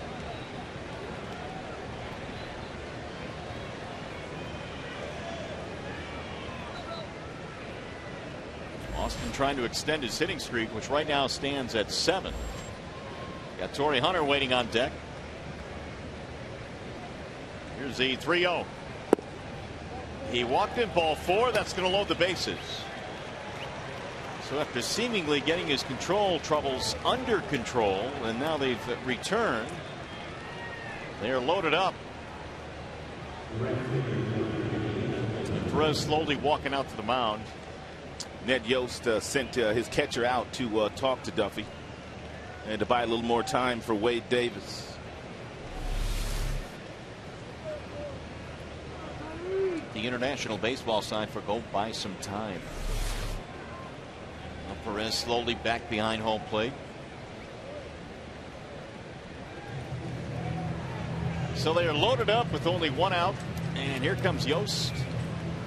That's going to be it for Duffy, who will not survive the 5th inning tonight. He's going to leave Davis with a bases loaded situation. 9 3-ball counts today for Danny Duffy. So Davis will come in. It's a wall-side windows pitching change here in KC, and we shall return.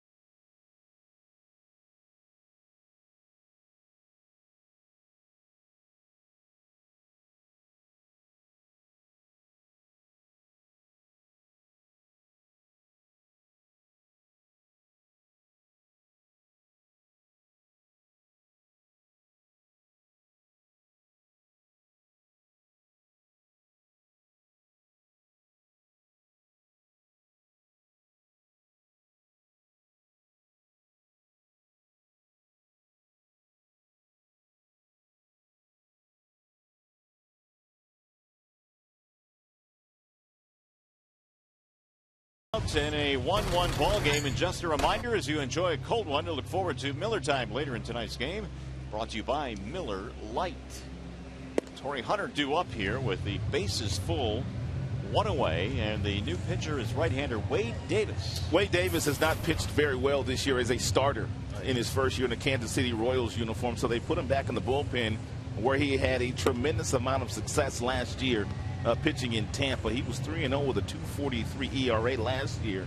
Only gave up 48 hits in 70 innings. He was dominant in that bullpen last year for Joe Madden. Well, Davis came in a bases-loaded situation on Wednesday against Seattle. Threw a wild pitch.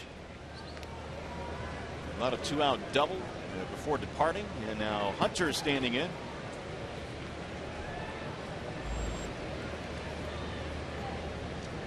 And Torrey backs out of there 1-0.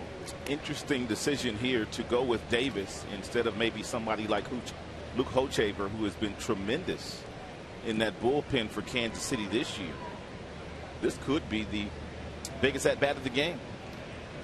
Hunter is strikeout and a fly out. Swings and misses. 1 ball, 1 strike. Good fastball at 94 with a lot of late life on it, thrown by Wade Davis.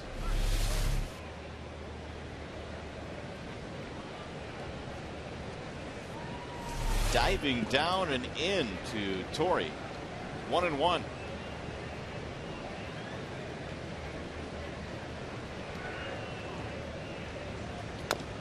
Roll that one foul. 1-2.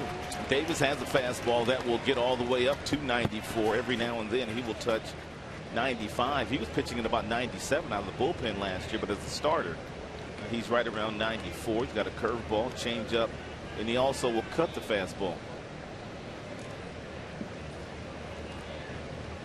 Duffy departing after 87 pitches in this game. He hands it over now to Davis with the bases full. And the 1-2. Outside. 2 balls, 2 strikes. Cabrera will be next.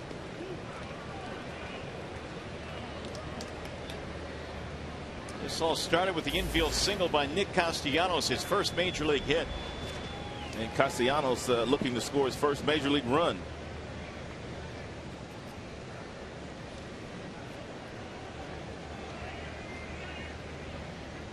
Here's the 2-2. Lifted back out of play. And look at that, because they scored so many runs last night. I'm thinking maybe Castellanos maybe scored. I didn't even think about that. Did he bat last night? He came in late. He played 3 innings last night. But he didn't hit. 16 runs, 26 hits.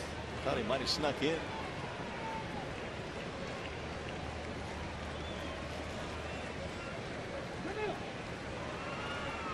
Two and 2. Davis 54 appearances last year out of the bullpen for the Rays. Lights out too. After being a starter for them, and his ERA was 2.43.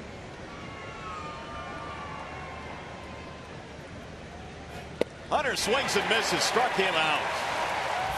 Big out there for Davis. 2 gone, however. That'll bring up Cabrera. 95-mile-per-hour fastball that was on the outer edges of home plate, swung through by Torrey Hunter. If they can get Davis to pitching the way he pitched out of that bullpen last year, it only deepens one of your better bullpens in the game. Oh, no doubt. What a weapon he would be. Cabrera hits .353 though against him. Trying to break the 1-1 tie here in the 5th with 2 outs. And he chops one foul down the third base line. This is where Cabrera makes his money. Driving in runs with the bases loaded in his career, 415. And this season he's 4 for 10.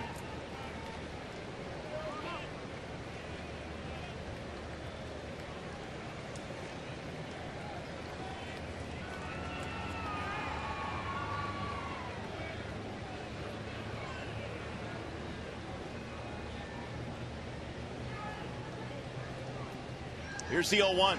Swing and a miss. 97 from Davis. He wasn't throwing that hard as a starter this year. But as I told you, he was throwing 97 miles an hour with regularity last season out of the bullpen. He's not the only one, though. Guys do throw harder out of the bullpen than when they are starters. guys that have held both roles. Classic confrontation here. Now the crowd getting into it with the bases loaded. 0-2. Got to go with another fastball, doesn't he? We shall see. Inside. Did not. Almost cost him. What a block by Perez. That saved a run.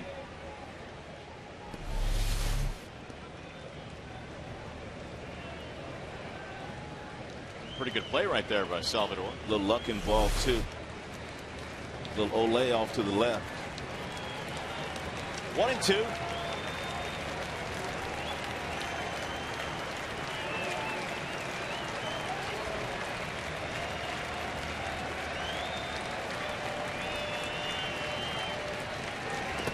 And another block by Perez. Now it's 2 balls and 2 strikes.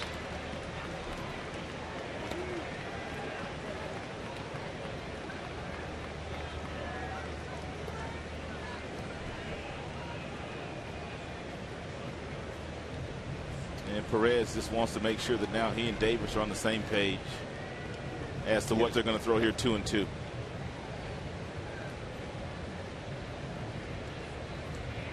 Well, Davis came in, got the big strikeout of Torrey Hunter, the second out of the inning. He's trying to save these runs for Duffy, the nice starter who departed here in the 5th.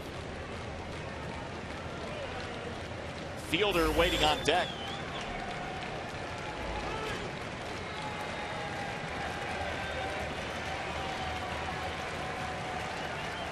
The 2-2. Outside, 3 balls and 2 strikes again. 97 from Davis. Now it's full.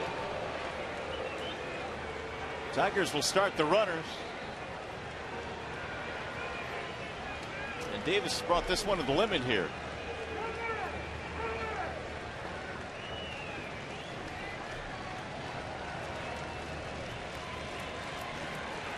Here's the 3-2. Low, he walked him to force in a run. A bases loaded walk for Cabrera, who gets his 132nd RBI of the year. And there is the first major league run for Castellanos.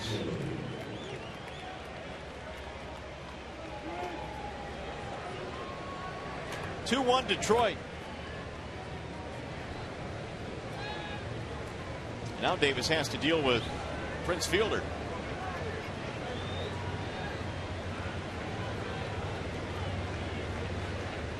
Who has an RBI single to his credit tonight. And Prince looks at strike 1. And run will be charged to the starter Duffy.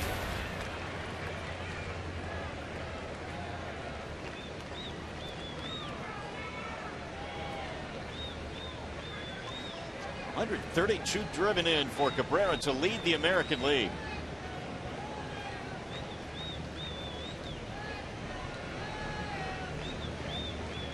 Here's the 0-1. 1 ball, 1 strike.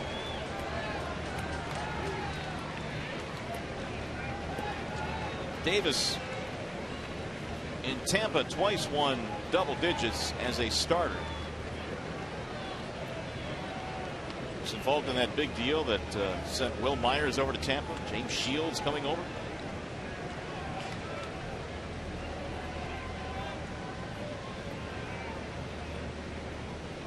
Now the 1-1. Strike called on Prince. And the mid-90s fastball there from Davis, and the count goes 1-2.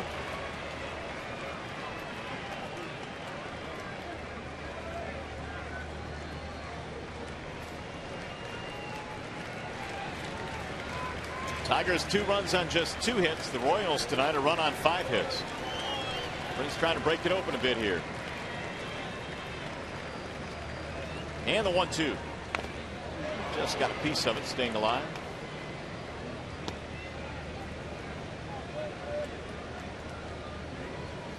Take a look at this last swing by Prince Fielder on the breaking ball. Look at the head, though. Concentrate on the head.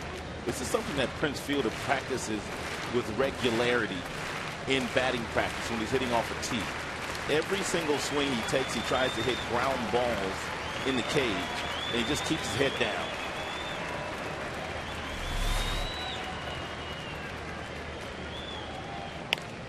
Popped him up. Third base side, Moustakas to end the inning. Tigers will have to settle for one run. They leave him loaded. Tigers go up 2-1, and Tigers baseball tonight is presented by Bell Tire.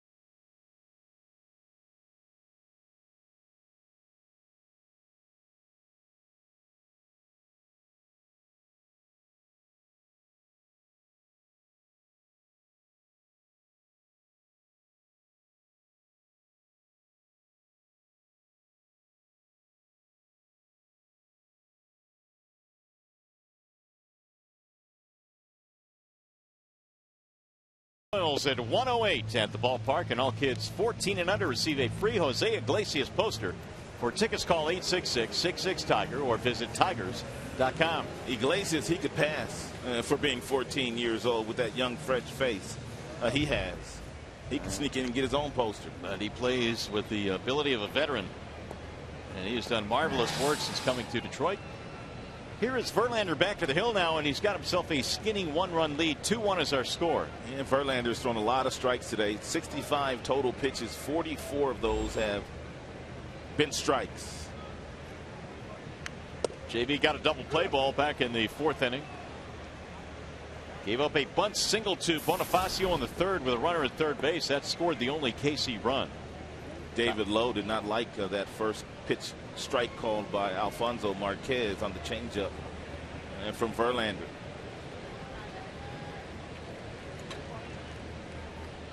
Here's the 0-1. Swings right through a breaking ball. 0-2. On a night after the Tigers put up 26 hits, they've been held to just 2 here tonight, yet they still have the lead. Tigers last night were 13 for 26 with men in scoring position. One of those nights where it all worked. Tonight they're just 1 for 6. Here's the 0-2. Lowe slaps it foul down the left field line. David Lowe had a double back in the third, and it was his second double of the series.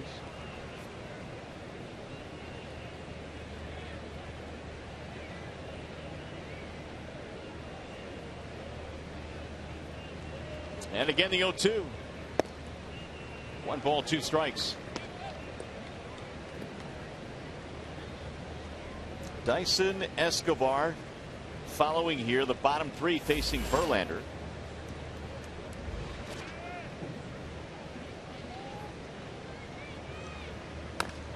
Chopper hit to the first base side, but foul.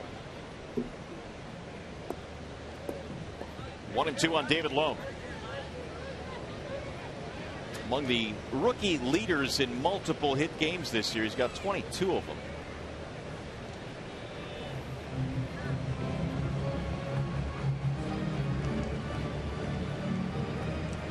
The aforementioned Mr. Iglesias has 30 multi-hit games, which leads all American League rookies.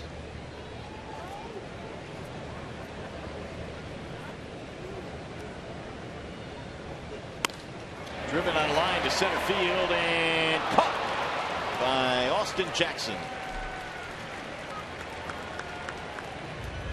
1 out. Great jump by Austin in center field. He has the ability to take away singles that would fall in front of him. And, of course, he has a tremendous amount of ability to go back and take away doubles and home runs as well. And one of the best center fielders in the game. Great baseball instincts. Here's Dyson, who sacrificed his first time up. Swings and misses. Verlander threw a lot of fastballs first 4 innings of this game. He's come out throwing more changeups and breaking balls here in the 5th.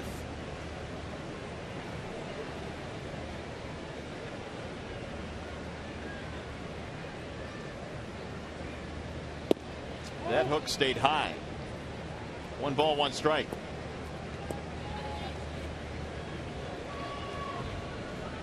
Dyson last year stole 30 bases. Now 29 more this year. Broke into the big leagues a couple of years ago, 2010. Here's the 1-1. Another breaking ball that dives low as Dyson again was showing bunt. 2-1 the count on Gerard Dyson, a native of Macomb, Mississippi. Look where Miggy's playing Dyson. He's backing up a few steps now, but he doesn't want to give him another base hit on the bunt. Ball high. Actually, that was Bonifacio that bunted for the base hit, but it's also part of Dyson's game, as you could imagine, with his speed.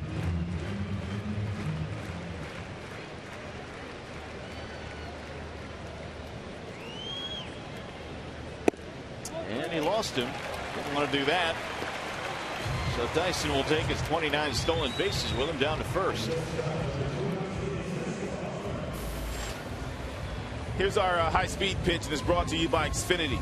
Verlander has been all the way up to 99 miles an hour with his fastball here today.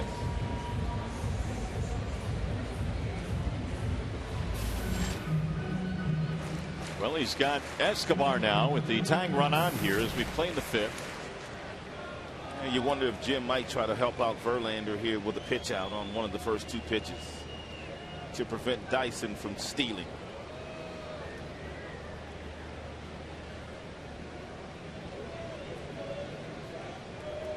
"17 stolen bases since the All-Star break, most in the American League for Dyson. Got a huge lead over at first base.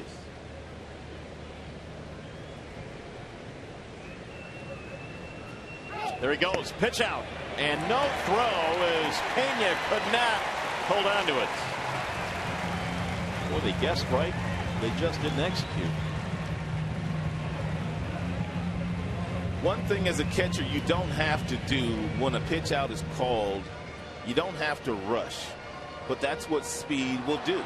Dyson has outstanding speed.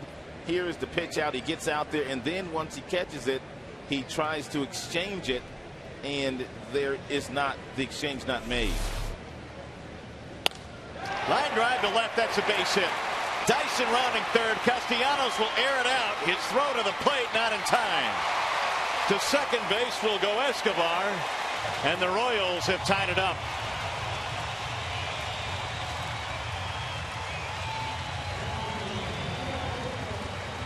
The stolen base leads to a run. 2-2 ball game.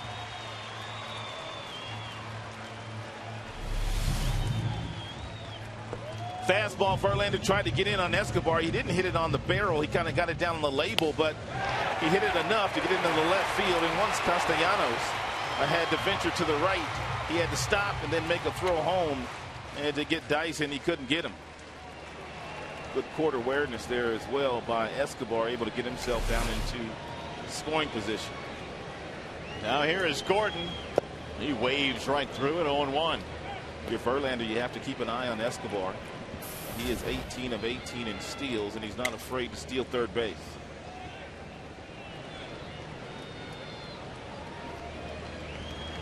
So just as quickly as the Tigers take the lead, the Royals have tied it. Gordon sends a ground ball to the right side. It's scooped up there by Infante.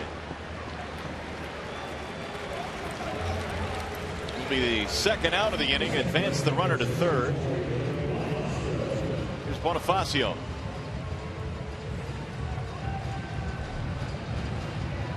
Here's where Cabrera's going to have to come in at third base again. It was Bonifacio that dropped down a bunt single to knock in a run in the third. 2 for 2 tonight for Emilio Bonifacio.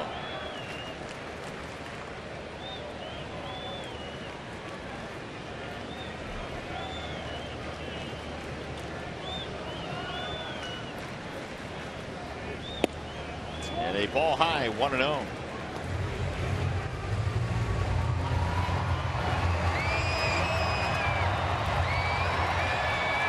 Cabrera hanging around in the grass down at third base. You've got Escobar, the go-ahead run, standing there.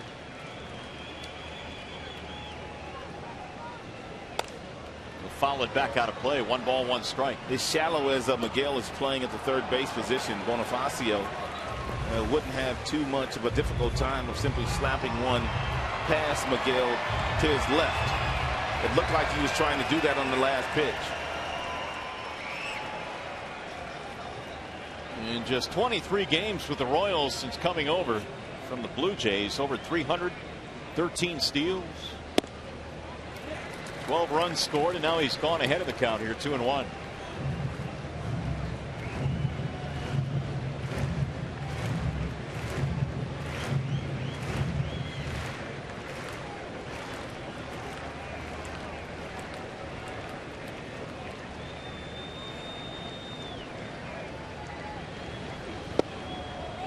Pitch, breaking ball, outer edge. Even the count now at 2-2, and Bonifacio telling Marquez, you missed that one. And Bonifacio tried to duck underneath his curveball.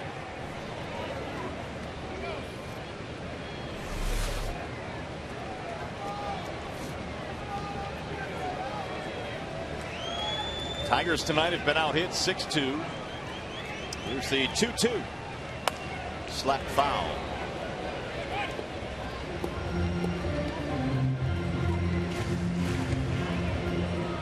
Bonifacio has played 6 different positions this year. Second, short, and third in all 3 outfield positions.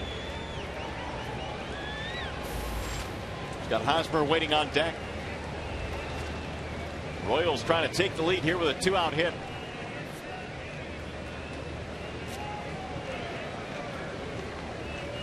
Justin Verlander is about to deliver his 21st pitch of this inning.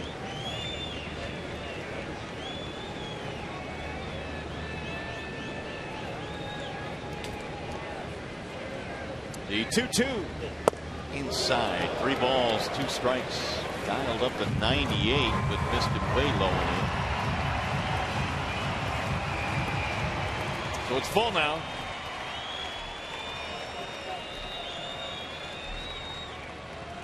Royals using that small ball that they've used all season long to get a run here. A walk, a steal, a single.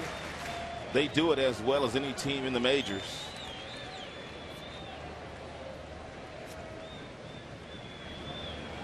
Now the 3-2. Little chopper toward first base. Prince will handle it, and that'll end the inning. However, Royals tie it up. We'll go to the 6th.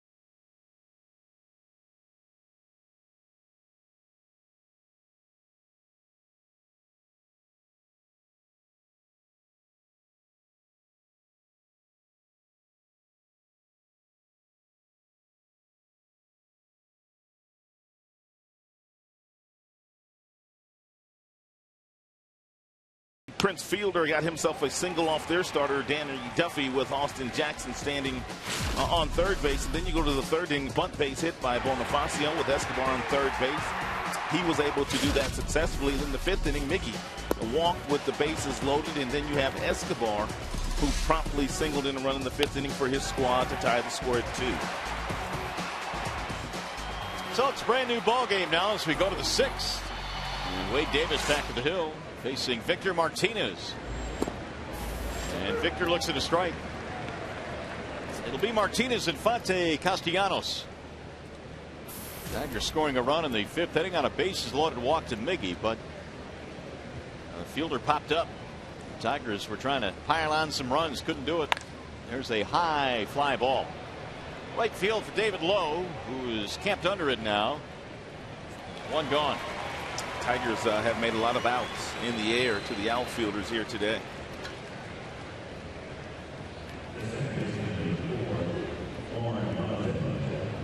I've got 10 now. That would be number 10 for at Martinez. least.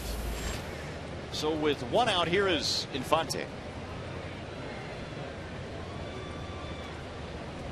Omar flied out twice, both times to the left fielder, Alex Gordon, who has caught a majority of those fly balls. 6 of them.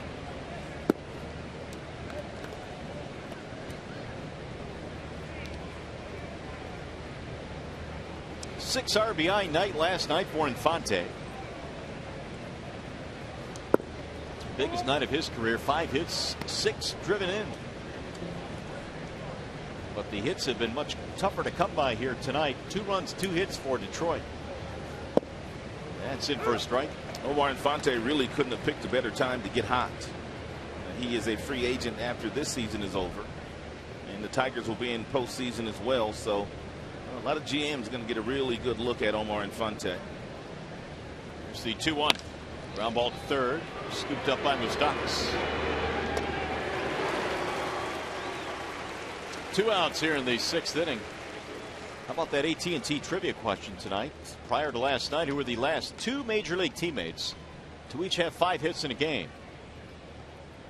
And your answer is Prince Fielder and Ryan Braun back in 2010 with the Milwaukee Brewers against Chicago.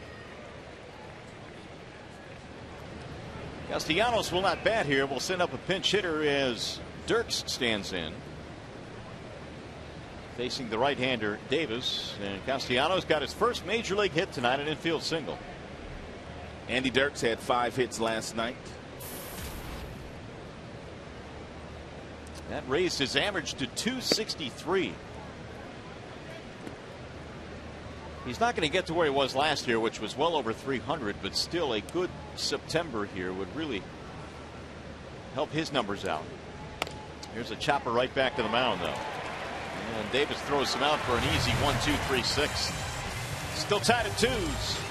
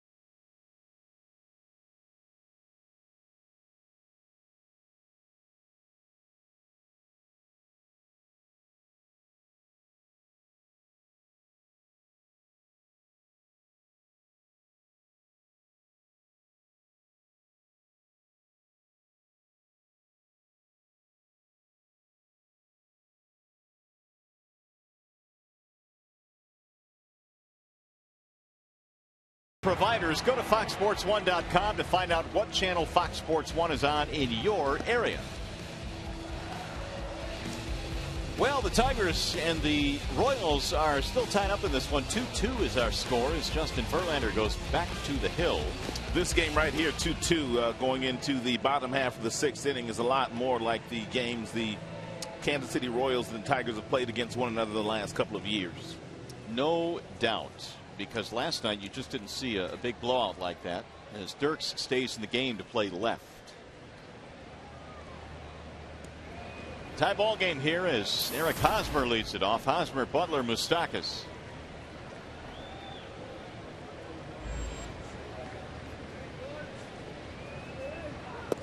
And the first pitch from JV is outside, 1-0. From an offensive standpoint, Hosmer has been their best performer the last 3 months.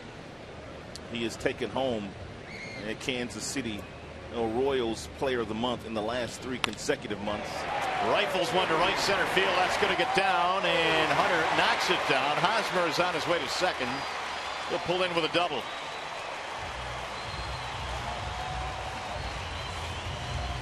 Leadoff two-base hit here in the sixth.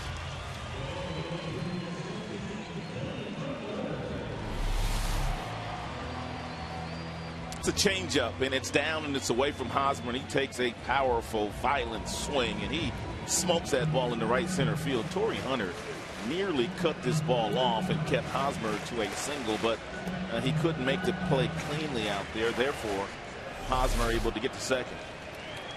So the go-ahead run now in scoring position, and here is Billy Butler, who has a single and a ground out in this game. 30th double of the year for Hosmer.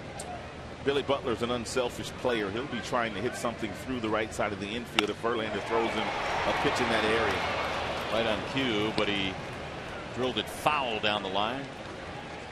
No balls in one strike. Billy batting .293. He's knocked in 73 this year. And he came in with an average of over 400 versus JV.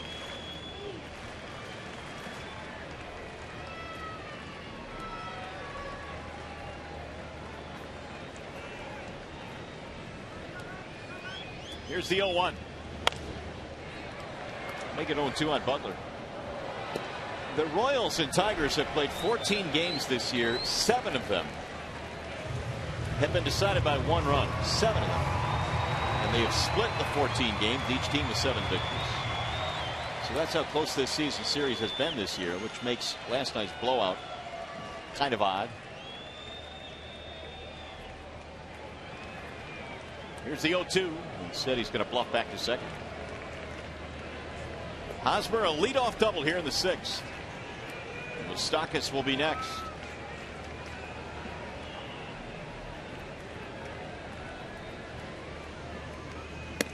Way high.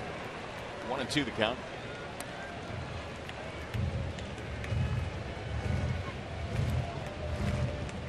Well, Butler at 356 with men in scoring position trails only one guy, and you know who that is. Miguel Cabrera has the best average, over 400 in that category. Here's the 1-2. 2-2 now as Butler fights back into the count. Billy Butler just sees the ball very well out of Justin Verlander's hand.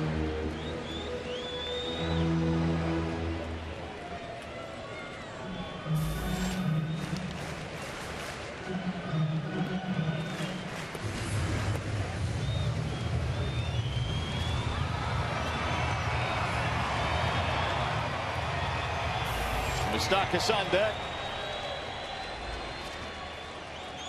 7 hits for the Royals tonight, just 2 for Detroit. Now the 2-2. Butler hammers one foul, and again trying to go the other way down that right field line, which was spraying that one back into the seats. That was a hard slider there by Verlander at 90 miles an hour. And Verlander's best slider is usually about 86 to 87. Trying to overthrow it. Yes, he was. Here's the 2-2 again. Swing and a miss. He struck him out.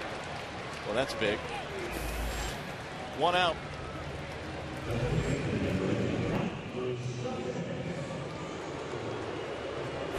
Today's whiff of the game is brought to you by Head & Shoulders. After a 90-mile-per-hour slider that Butler was able to foul off, Verlander came right back with a 99-mile-per-hour fastball that was right down the middle, and Butler couldn't catch up to it. So that battle goes to Verlander, and now Butler tonight 1 for 3. Here is Moustakas. Knocked into a double play his last time up. He is 0 for 2. He really battled Verlander back in the second. A 10-pitch at bat, which finally resulted in a strikeout. 0-1. Best fastball we've seen Justin Verlander with in quite some time. And he's letting it all hang out here in the 6th after the leadoff double.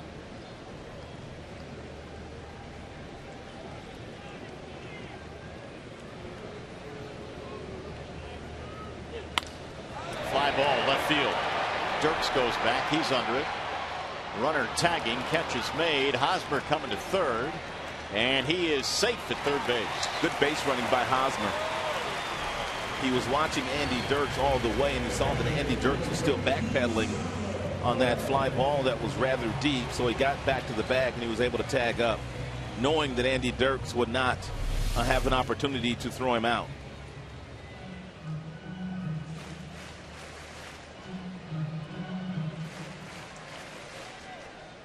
So the go-ahead run at third now with 2 away, and Salvador Perez will stand in.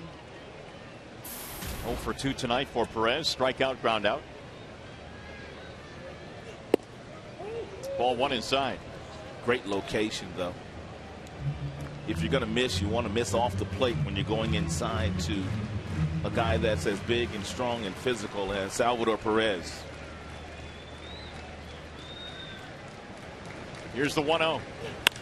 Swinging a high drive into left field. Dirks going back. Track. Wall looks up and gone. He did not get that one in, however. A long home run to left for Salvador Perez, his 11th of the year.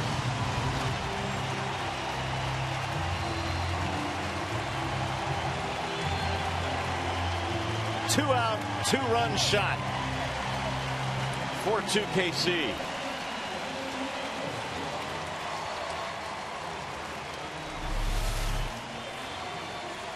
You can see where Pena wanted the fastball. Then he had to reach back over the heart of the plate, and Salvador Perez was waiting for it.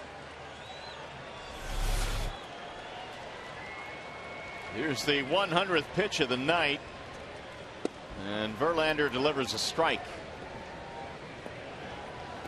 407 feet on the home run. The 11th of the year for Perez. Strike called on David Lowe. 1 for 2 tonight with a double.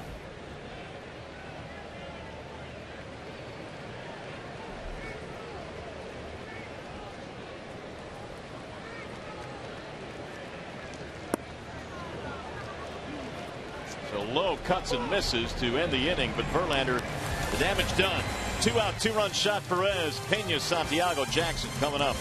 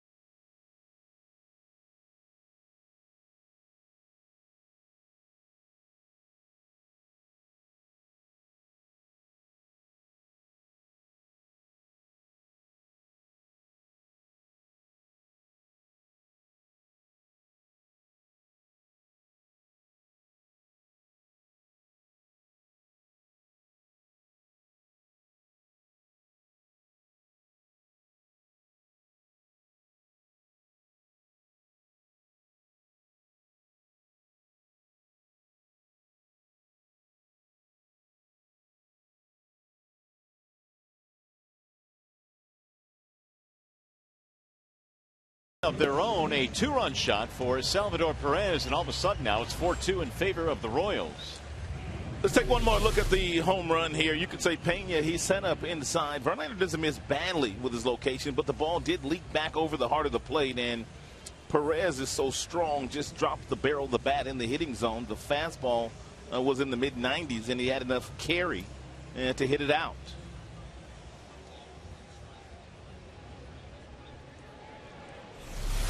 And so the Royals now will go to the bullpen. Will Smith will come on. Yes, Smith has been good out of the bullpen lately for the Kansas City Royals. He had 8 strikeouts out of the bullpen on Wednesday versus Seattle, and 2 more on Thursday afternoon. Pena, then Santiago, and then Jackson due up here in the Tigers' 7th, and a line drive to right, and it's going to be a base hit right in front of David Lowe, and a good start here for the Tigers in the 7th. Leadoff single for Pena, his first hit tonight, and just the 3rd for Detroit. Smith has a fastball that will get up to 93 miles an hour. He throws that about 61% of the time. He also has a slider, curveball, and a changeup. Doesn't throw his changeup very often. Pretty much fastball, slider, occasional curveball.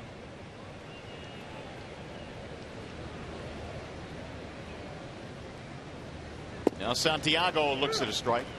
This Royals bullpen has been a strength of theirs. Their team ERA of 2.60 is the best in the American League. You don't want to see the back end of that bullpen. They've got some guys at the back end that all have mid-90s fastballs, and they got good secondary pitches to go with the heaters. 0-2. Good slide piece there at 81 out of the hand of Smith.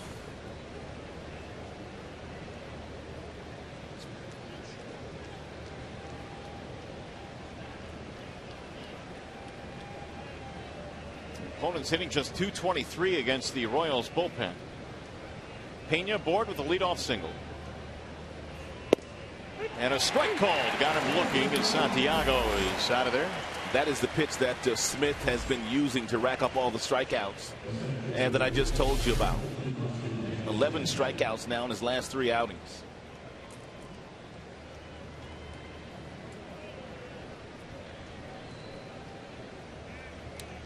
Their mission is to get it to Greg Holland, their closer.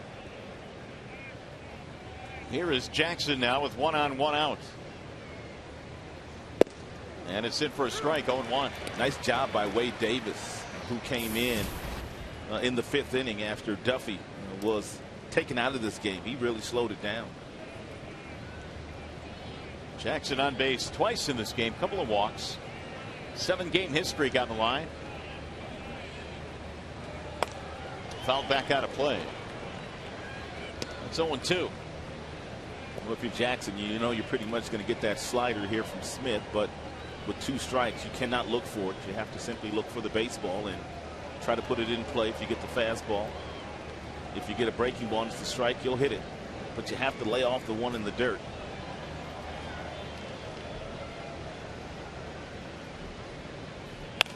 Ground ball, base hit the other way.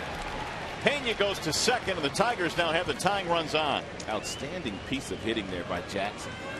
Not trying to pull that breaking ball, simply hit it the other way by pulling his hands inside and barreling it up.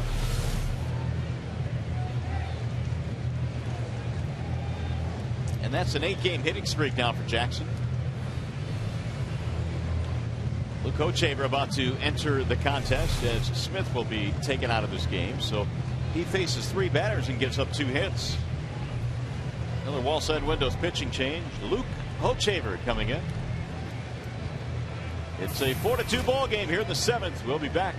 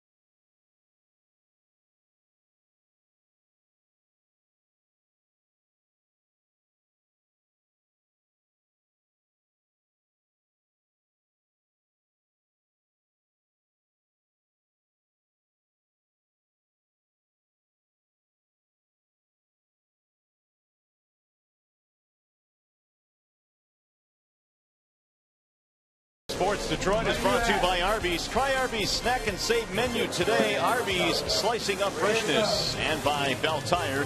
Get the lowest tire price, period. Bell Tire. Back here in KC where they serve up some mean barbecue. That is for certain. And the Tigers right now have 2 men on here with 1 out as we play in the 7th inning. Luke Hochaver has come on for the Royals. And Torrey Hunter will step in with 1 away. Swing and a miss. How about this? Right-handed batters this year are hitting 126 against Hochaver. What's the biggest difference? I'm wondering. This guy always has had great stuff, but it didn't transition very nicely as a starter. But he has been one of their better relievers this season. Well, maybe just better suited for the bullpen. He's found a home. 0-1 on Torrey. A couple of strikeouts and a flyout in this game. And he rolls it foul. 0-2. Hochaver, former #1 draft choice. They thought they had a front of the rotation guy for a number of years.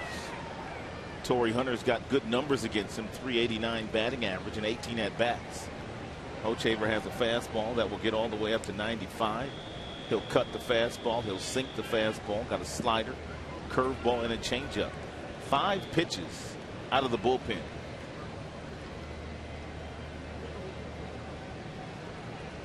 And the 0-2. Torrey got a piece of it, staying alive.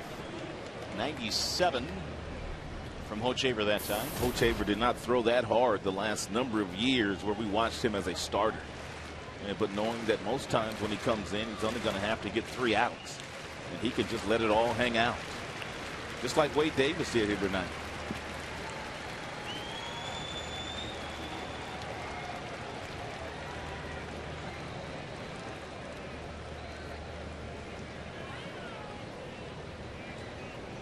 Again, the 0-2. Outside, Torrey would not chase that time. Hochaver goes 6'5", 225, born in Denver. First round pick, first overall pick of the 2006 free agent draft. A real good basketball player in high school, as you could imagine, with his height and his athleticism.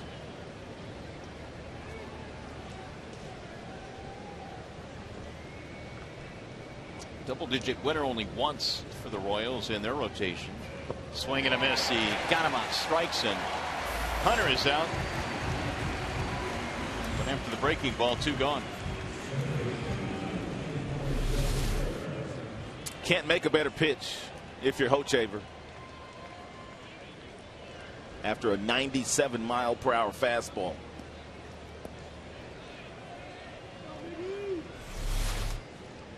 Here is Cabrera with 2 outs. Miggy walked with the bases loaded back in the 5th, forcing in a run. He is the go-ahead run at home plate right now in a 4-2 game.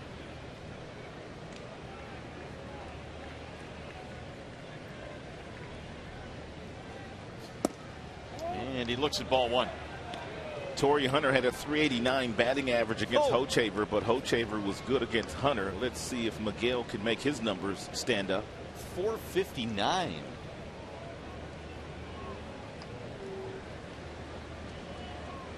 Hochaver needs 1 out to get out of this jam here in the 7th. 4-2 KC. And the 1-0. Fouled straight back. 1 ball and 1 strike on Miguel.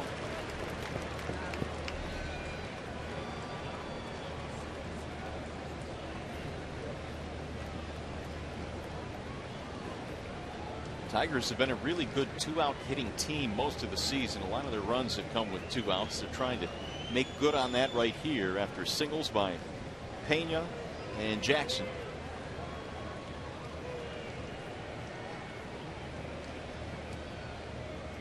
Here's the 1-1. Popped up. Headed back to the seats, though. Hosmer will run out of room. About 3 rows back. So it's 1-2.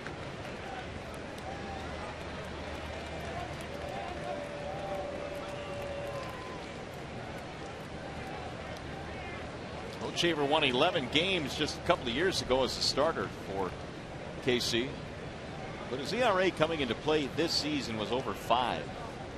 For a very young catcher, and Salvador Perez shows very good leadership skills.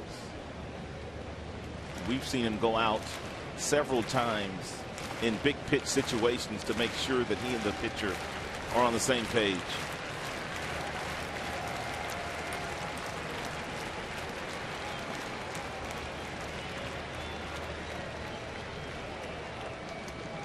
And again, the 1-2 coming. Cabrera shoots it to center field, a base hit. Here comes Pena rounding third. He'll come around to score. It's an RBI single for Miguel Cabrera, and it's a 4-3 ball game. Salvador Perez went out to talk to Hochevar and did not put down a sign. And they were worried about Brian Pena possibly relaying the sign to Miguel Cabrera, and he got a fastball in the mid-90s. And as Miggy does so well, he expands the strike zone with runners in scoring position. That ball is off the plate outside, and Miguel somehow able to reach it and hit a rocket right back through the box. Second RBI of the night for Cabrera, 133 for the season. And now it's a one-run game, and here comes Prince.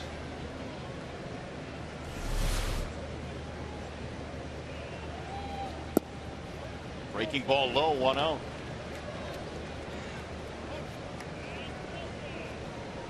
Fielder is 2 for 7, but one of those hits was a home run against Hochevar. Prince Fielder is another guy that's an RBI machine that is not afraid to expand his strike zone ever so slightly with runners in scoring position. That's how you drive in 100 annually. Driven deep in the air to right field, but Lowe is going to come under this one and end the inning. Tigers settle for one on the RBI hit by Cabrera, and it's a one-run game.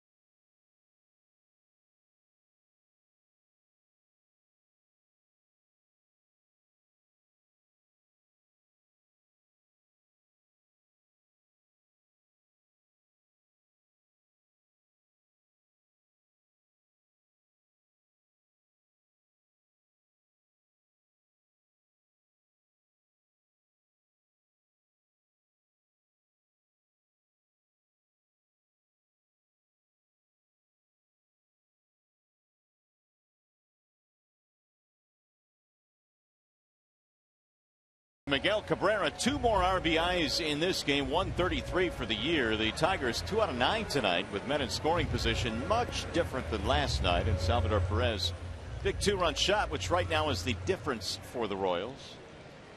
And the Tigers now down by 1. Will face Dyson and then Escobar and then Gordon here. Verlander's still out there.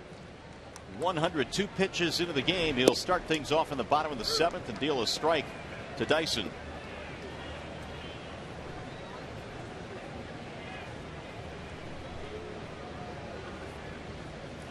Dyson in the ball game, walked, stole a base, scored a run, fouled that one straight back. 100 pitches is really nothing for Justin Verlander. His leash is longer than any of the other starters. His season high is 126. He did that way back in the month of April in a game out west in Seattle. Here's the 0-2. 1-2 on Dyson.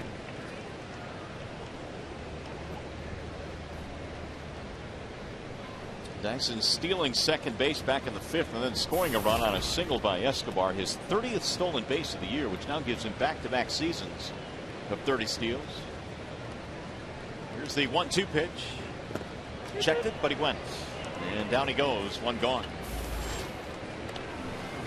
6 strikeouts now for JV. Good breaking ball buried at the bottom of the zone by Verlander as well. Dyson couldn't hold up.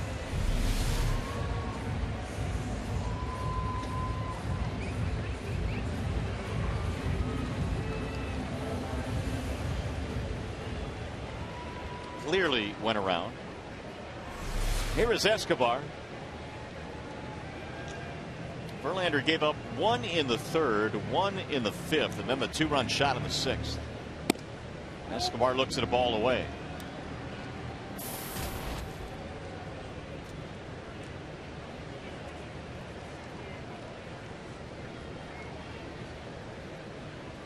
Alcides with a single back in the 5th inning, driving in a run. The 1-0 to Escobar is low. 2 balls, no strikes. Action in the Detroit bullpen. Luke McConan and Phil Koch warming up. The lefty-righty combination.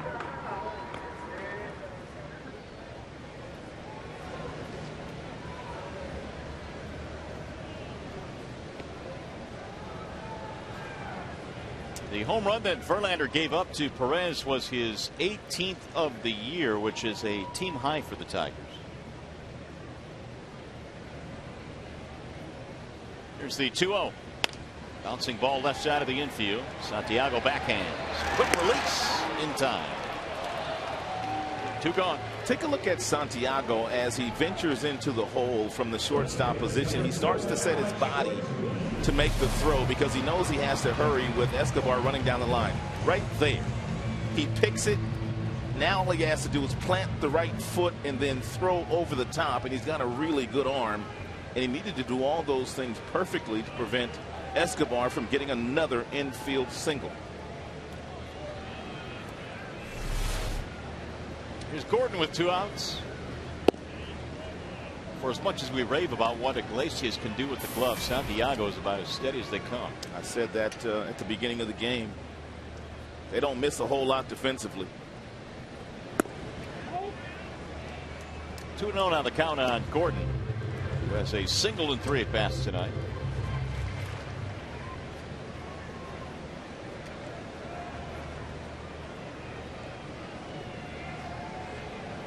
But I do like Iglesias. I'm going to keep on raving about him, though.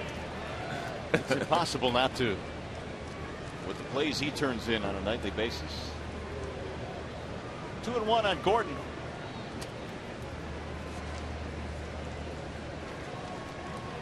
Now the 2-1 pitch. Way on front, 2-2. That's what they have done to him all season long. Change-up, change-ups, and more change-ups.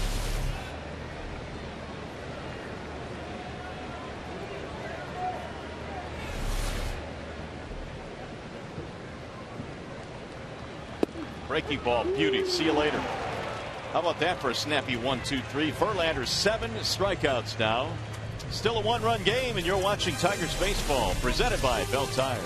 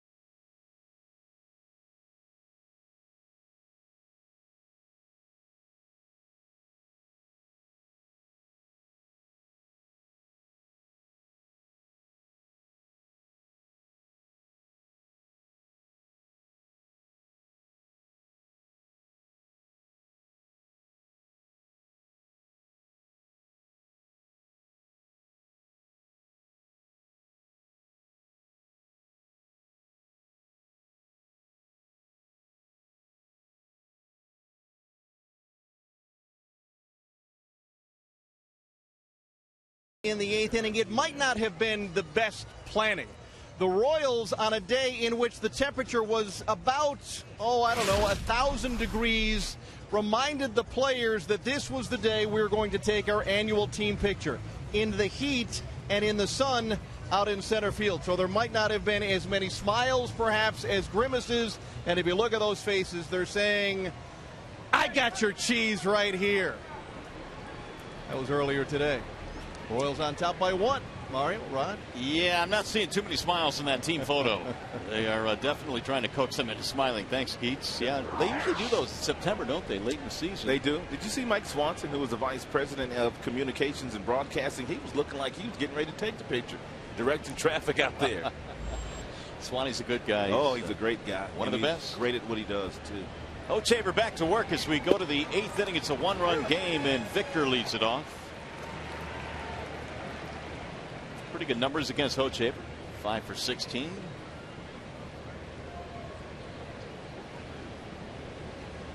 Four runs on 8 hits tonight for KC. 3 runs, 5 hits for Detroit. Tigers have stranded 7 in this game. Here's the 0-1. Make it 0-2 on Martinez, who has flied out 3 times in this game, twice to left and once to right field. And the average at .294 now for Victor.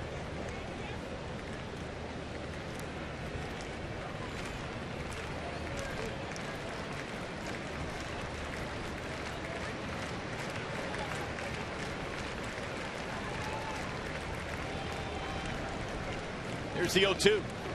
Bouncing ball to short. Escobar's right there, and Martinez is out 1 away here in the 8th. We'll bring up Infante. Hochevar came on in the 7th, struck out Hunter, but gave up the single to Cabrera to make it 4-3 before getting Prince to fly out.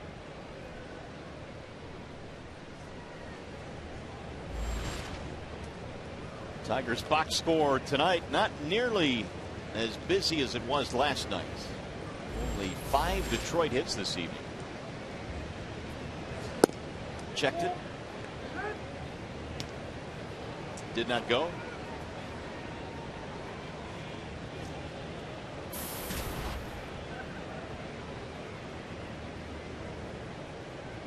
Omar tonight with the ground out, 2 flyouts. And the 1-0. 2 balls, no strikes. Duffy started this one. Davis came on in the 5th. Smith in the 7th, and Hochevar in the 7th as well.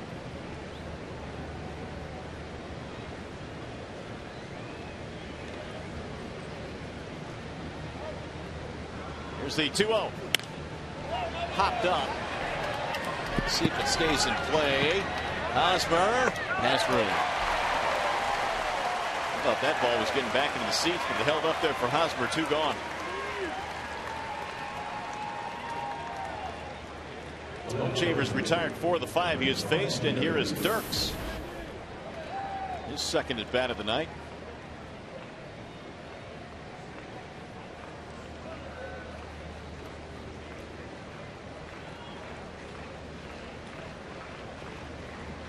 And he came on as a pinch hitter for Castellanos in the 6th and tapped right back to the mound. Swing and a miss. 0-1. Nick, by the way, got his first major league hit, an infield single back in the 5th inning. Scored a run as well in his first major league start. So that one is under his belt.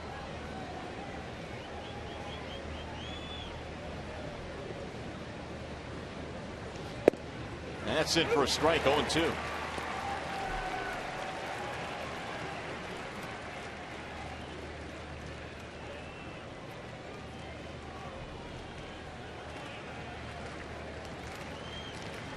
Hochevar trying to get himself a 1-2-3-8.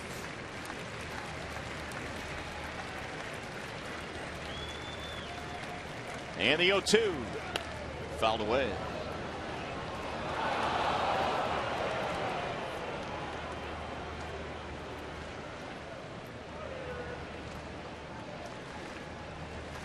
Tigers have action in their pen. Veras, the right-hander. Phil Coke still warming. He's the lefty.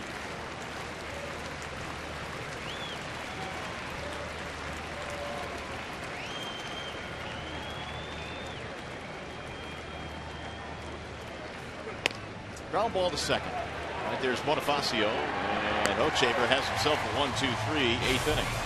On our way to the bottom of the eighth in a one-run game.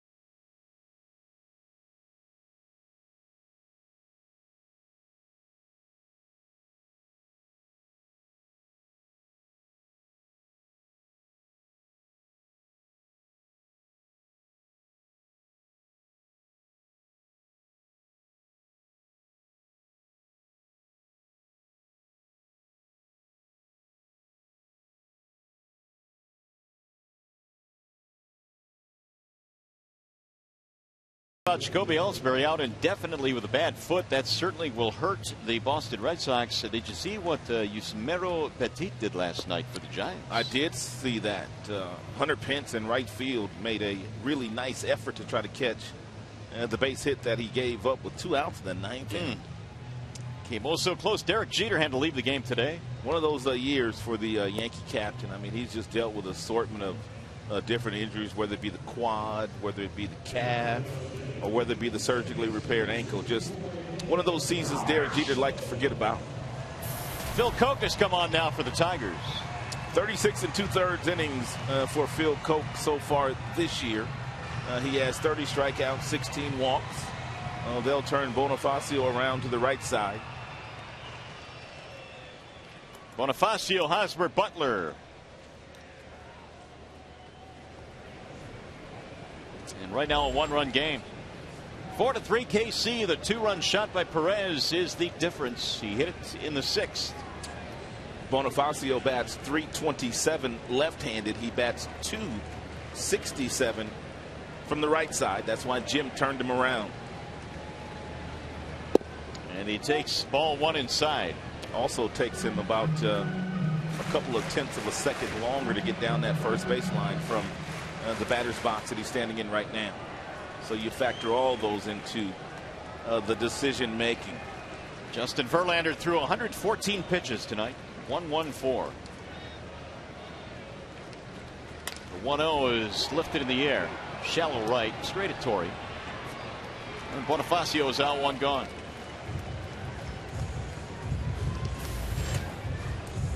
Now the left-handed batting Eric Hosmer. More than likely this will be the last batter that Phil Koch faces in this inning regardless, unless they're going to simply walk Billy Butler if he's able to get Hosmer out and then go after Moustakas. 2 out of 7 against Phil Koch for Hosmer. Doubled and scored back in the 6th on the 2-out 2-run shot by Perez.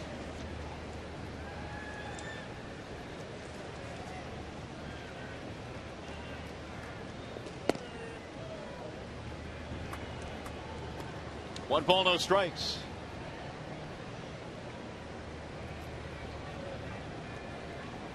Hosmer now is hit safely in 10 of 11.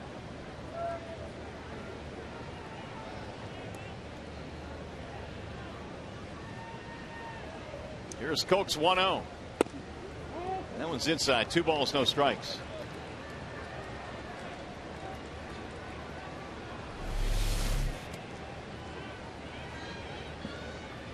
pretty close.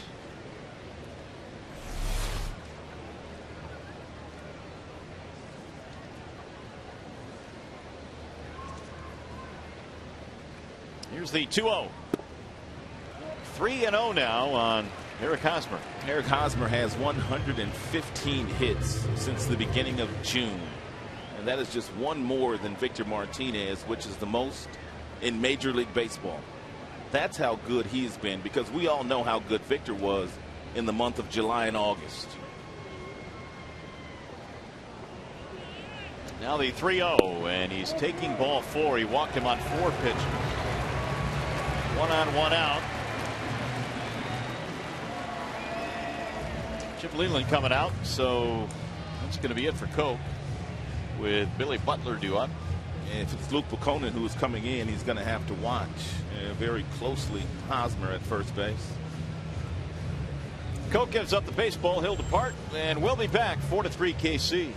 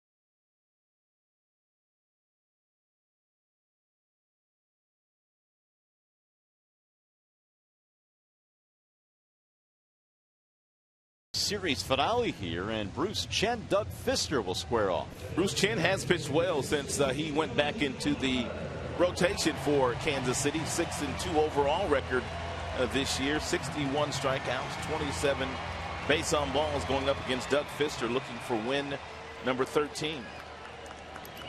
But before we get to that one, we've got to decide this one. And in from the bullpen now is Jose Veras. My bad. I thought it was Buchanan coming in, but Buchanan was warming up last half inning. But the same theory applies for Jose Veras. You can't allow Hosmer to steal second base. Billy Butler stands in. That's what Leland was saying before the game today. He said, look, we understand guys like Dyson and Bonifacio are going to steal bases. That's just what they do.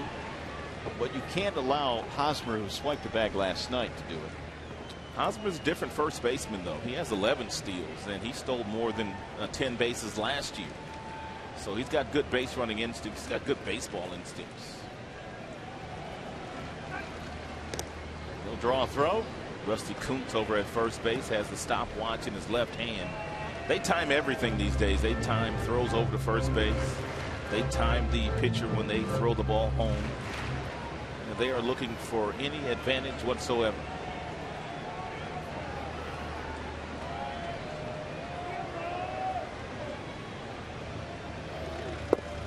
And Veras steals his strike. Now Butler walks out of the box with a crooked look on his face, down 0-2.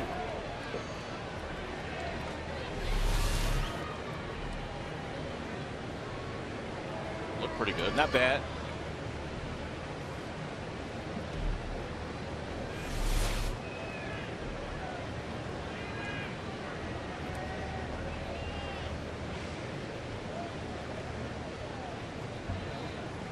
Runner bluffing, swing and a miss. Butler is out on strikes. Billy Butler let Alfonso Marquez take him out of that at bat because he was so frustrated at the strike 2 call on the fastball. That wasn't a bad pitch.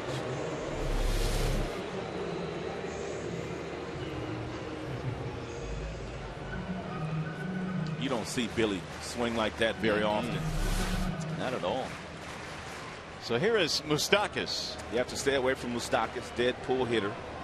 Anything on the inner third of home plate, he'll drill it to right field.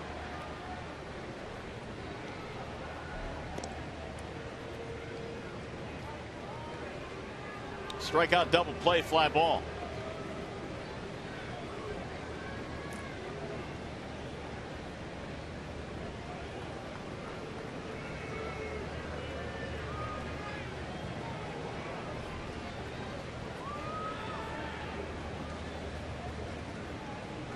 Way outside. 1 ball, no strikes on Moustakas. Verlander goes 114 pitches tonight. Koch started the 8th inning, and then Veras coming on here. Moustakas right now at 234. There is their closer, Greg Holland. He blew a save just the other day.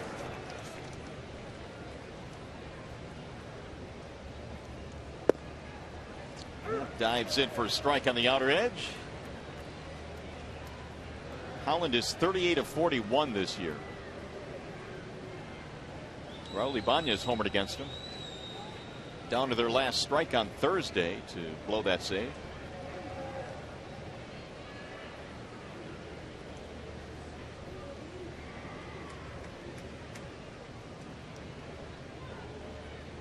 Swing and a miss. Heater that time, and it's 1-2.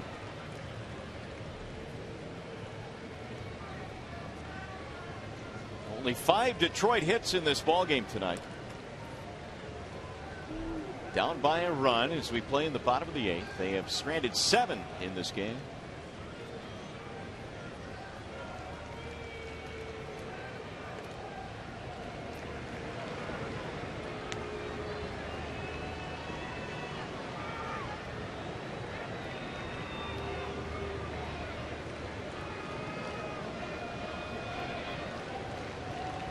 Tigers are hoping to get Cabrera to the dish. So they're going to need a few base runners when we get to the 9th.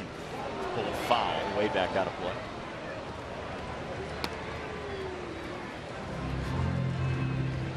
Tigers would need 2 base runners to get Cabrera to the plate in the 9th inning. Perez waiting on deck. Big home run in the 6th inning. The difference for the Royals tonight.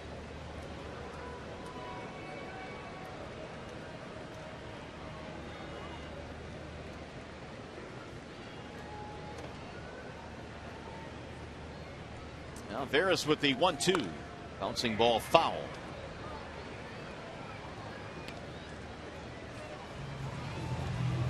KC came into this game trailing the Tigers by 9.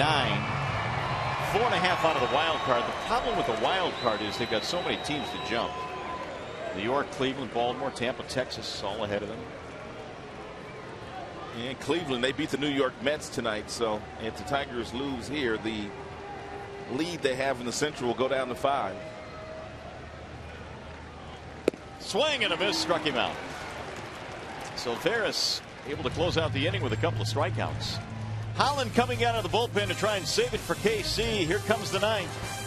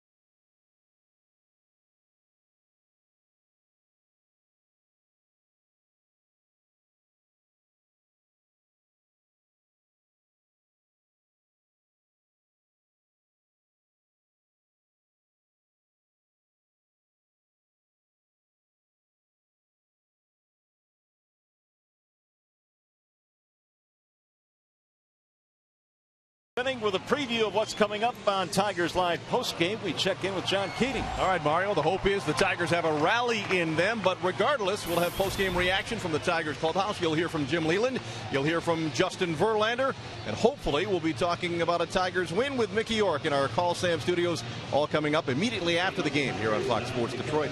Looking forward to it. Thanks, Keats. We've got the closer on now for the Royals. That would be Greg Holland. He's got great stuff. His fastball will get all the way up to 98 miles an hour. He's got a really good slider, and he'll also throw you a split-fingered fastball, and he has confidence in all three of those pitches. Brian Pena will be the first man to face him here in the ninth inning. Tigers down by a run, and Holland misses low with a 98-mile-an-hour fastball. Brian tonight singling in the seventh inning. He came around to score on the two-out single by Cabrera. That made it a one-run game. See if he can start another rally. Low, 2 balls, no strikes. 38 saves for Holland, is tied for third in the American League. 31 consecutive save streak was ended on Thursday with that blown save against Seattle. Drilled to center field and caught on the run by Dyson. Man, he hit it hard. Here's Thursday, that save that was blown by Greg Holland, the home run by the ageless wonder Raul Ibanez. But at the end of the day, the only thing that matters is, did your team win or lose? And Holland's team won that day on a Moustakas walk-off home run. So Holland gets the first out, and now it'll be Alex Avila to pinch hit for Ramon Santiago. 3 out of 5 last night for Avila. Scored a couple of runs. Has 9 homers this year.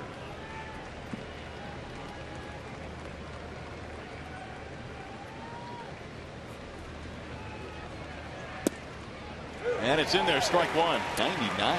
And quite a few of the home runs that Avila has hit this year have come in big moments just like this, and where the Tigers really needed a big knock.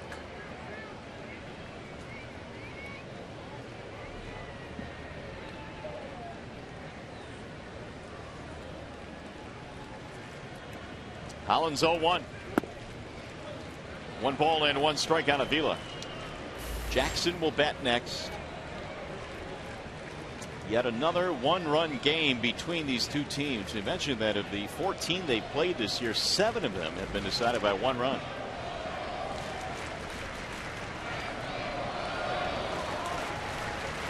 Holland's 1-1 pitch. In there, strike 2. And tonight's contest, a perfect example of how the Royals have been able to beat the Tigers. A bunt with 2 outs with the runner on third for an RBI. A stolen base followed by another base hit, and then 1 big blow off the bat of their catcher, Salvador Perez, and the bullpen has done the rest. Here's the 1-2. 2 balls, 2 strikes on Avila.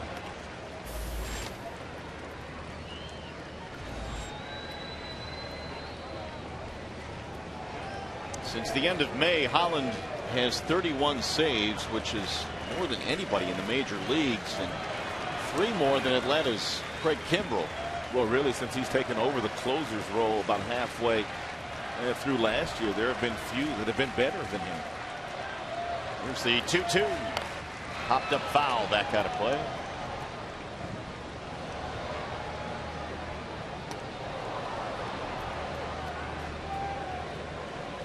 Takes more than just the ability to throw hard to close major league games.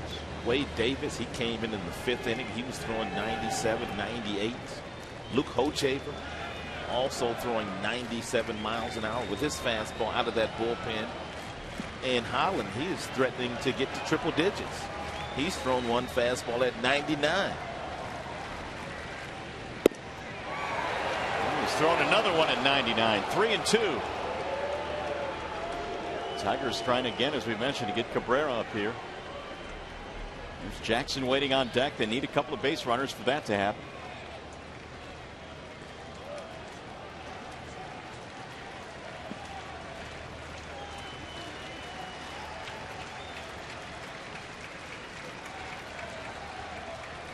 Now the 3-2. Fouled away as Avila spoils a 97-mile-an-hour heater.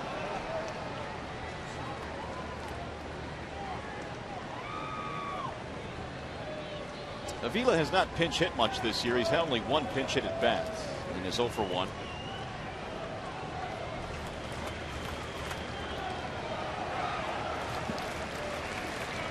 If Avila's able to reach, Iglesias will pinch run for him.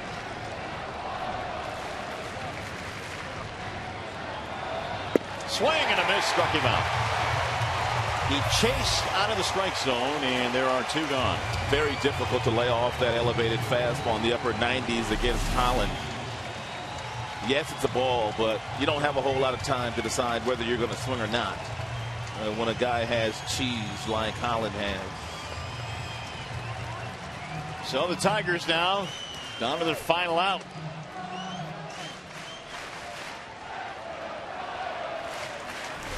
Austin Jackson will stand in. And the crowd of better than 20,000 on their feet now. And a strike call to the outer edge, 0-1.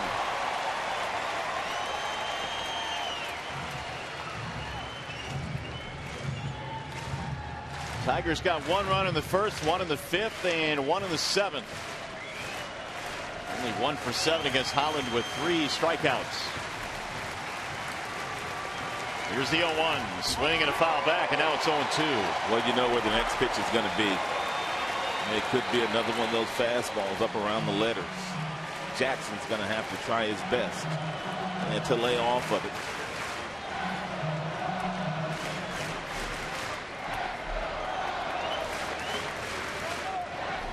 $20,402 in attendance here tonight. Here's the 0-2. Got him, strike 3.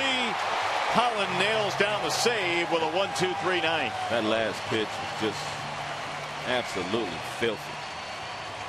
Another 1-run ball game in this season series. This time the Royals end up on the top of it.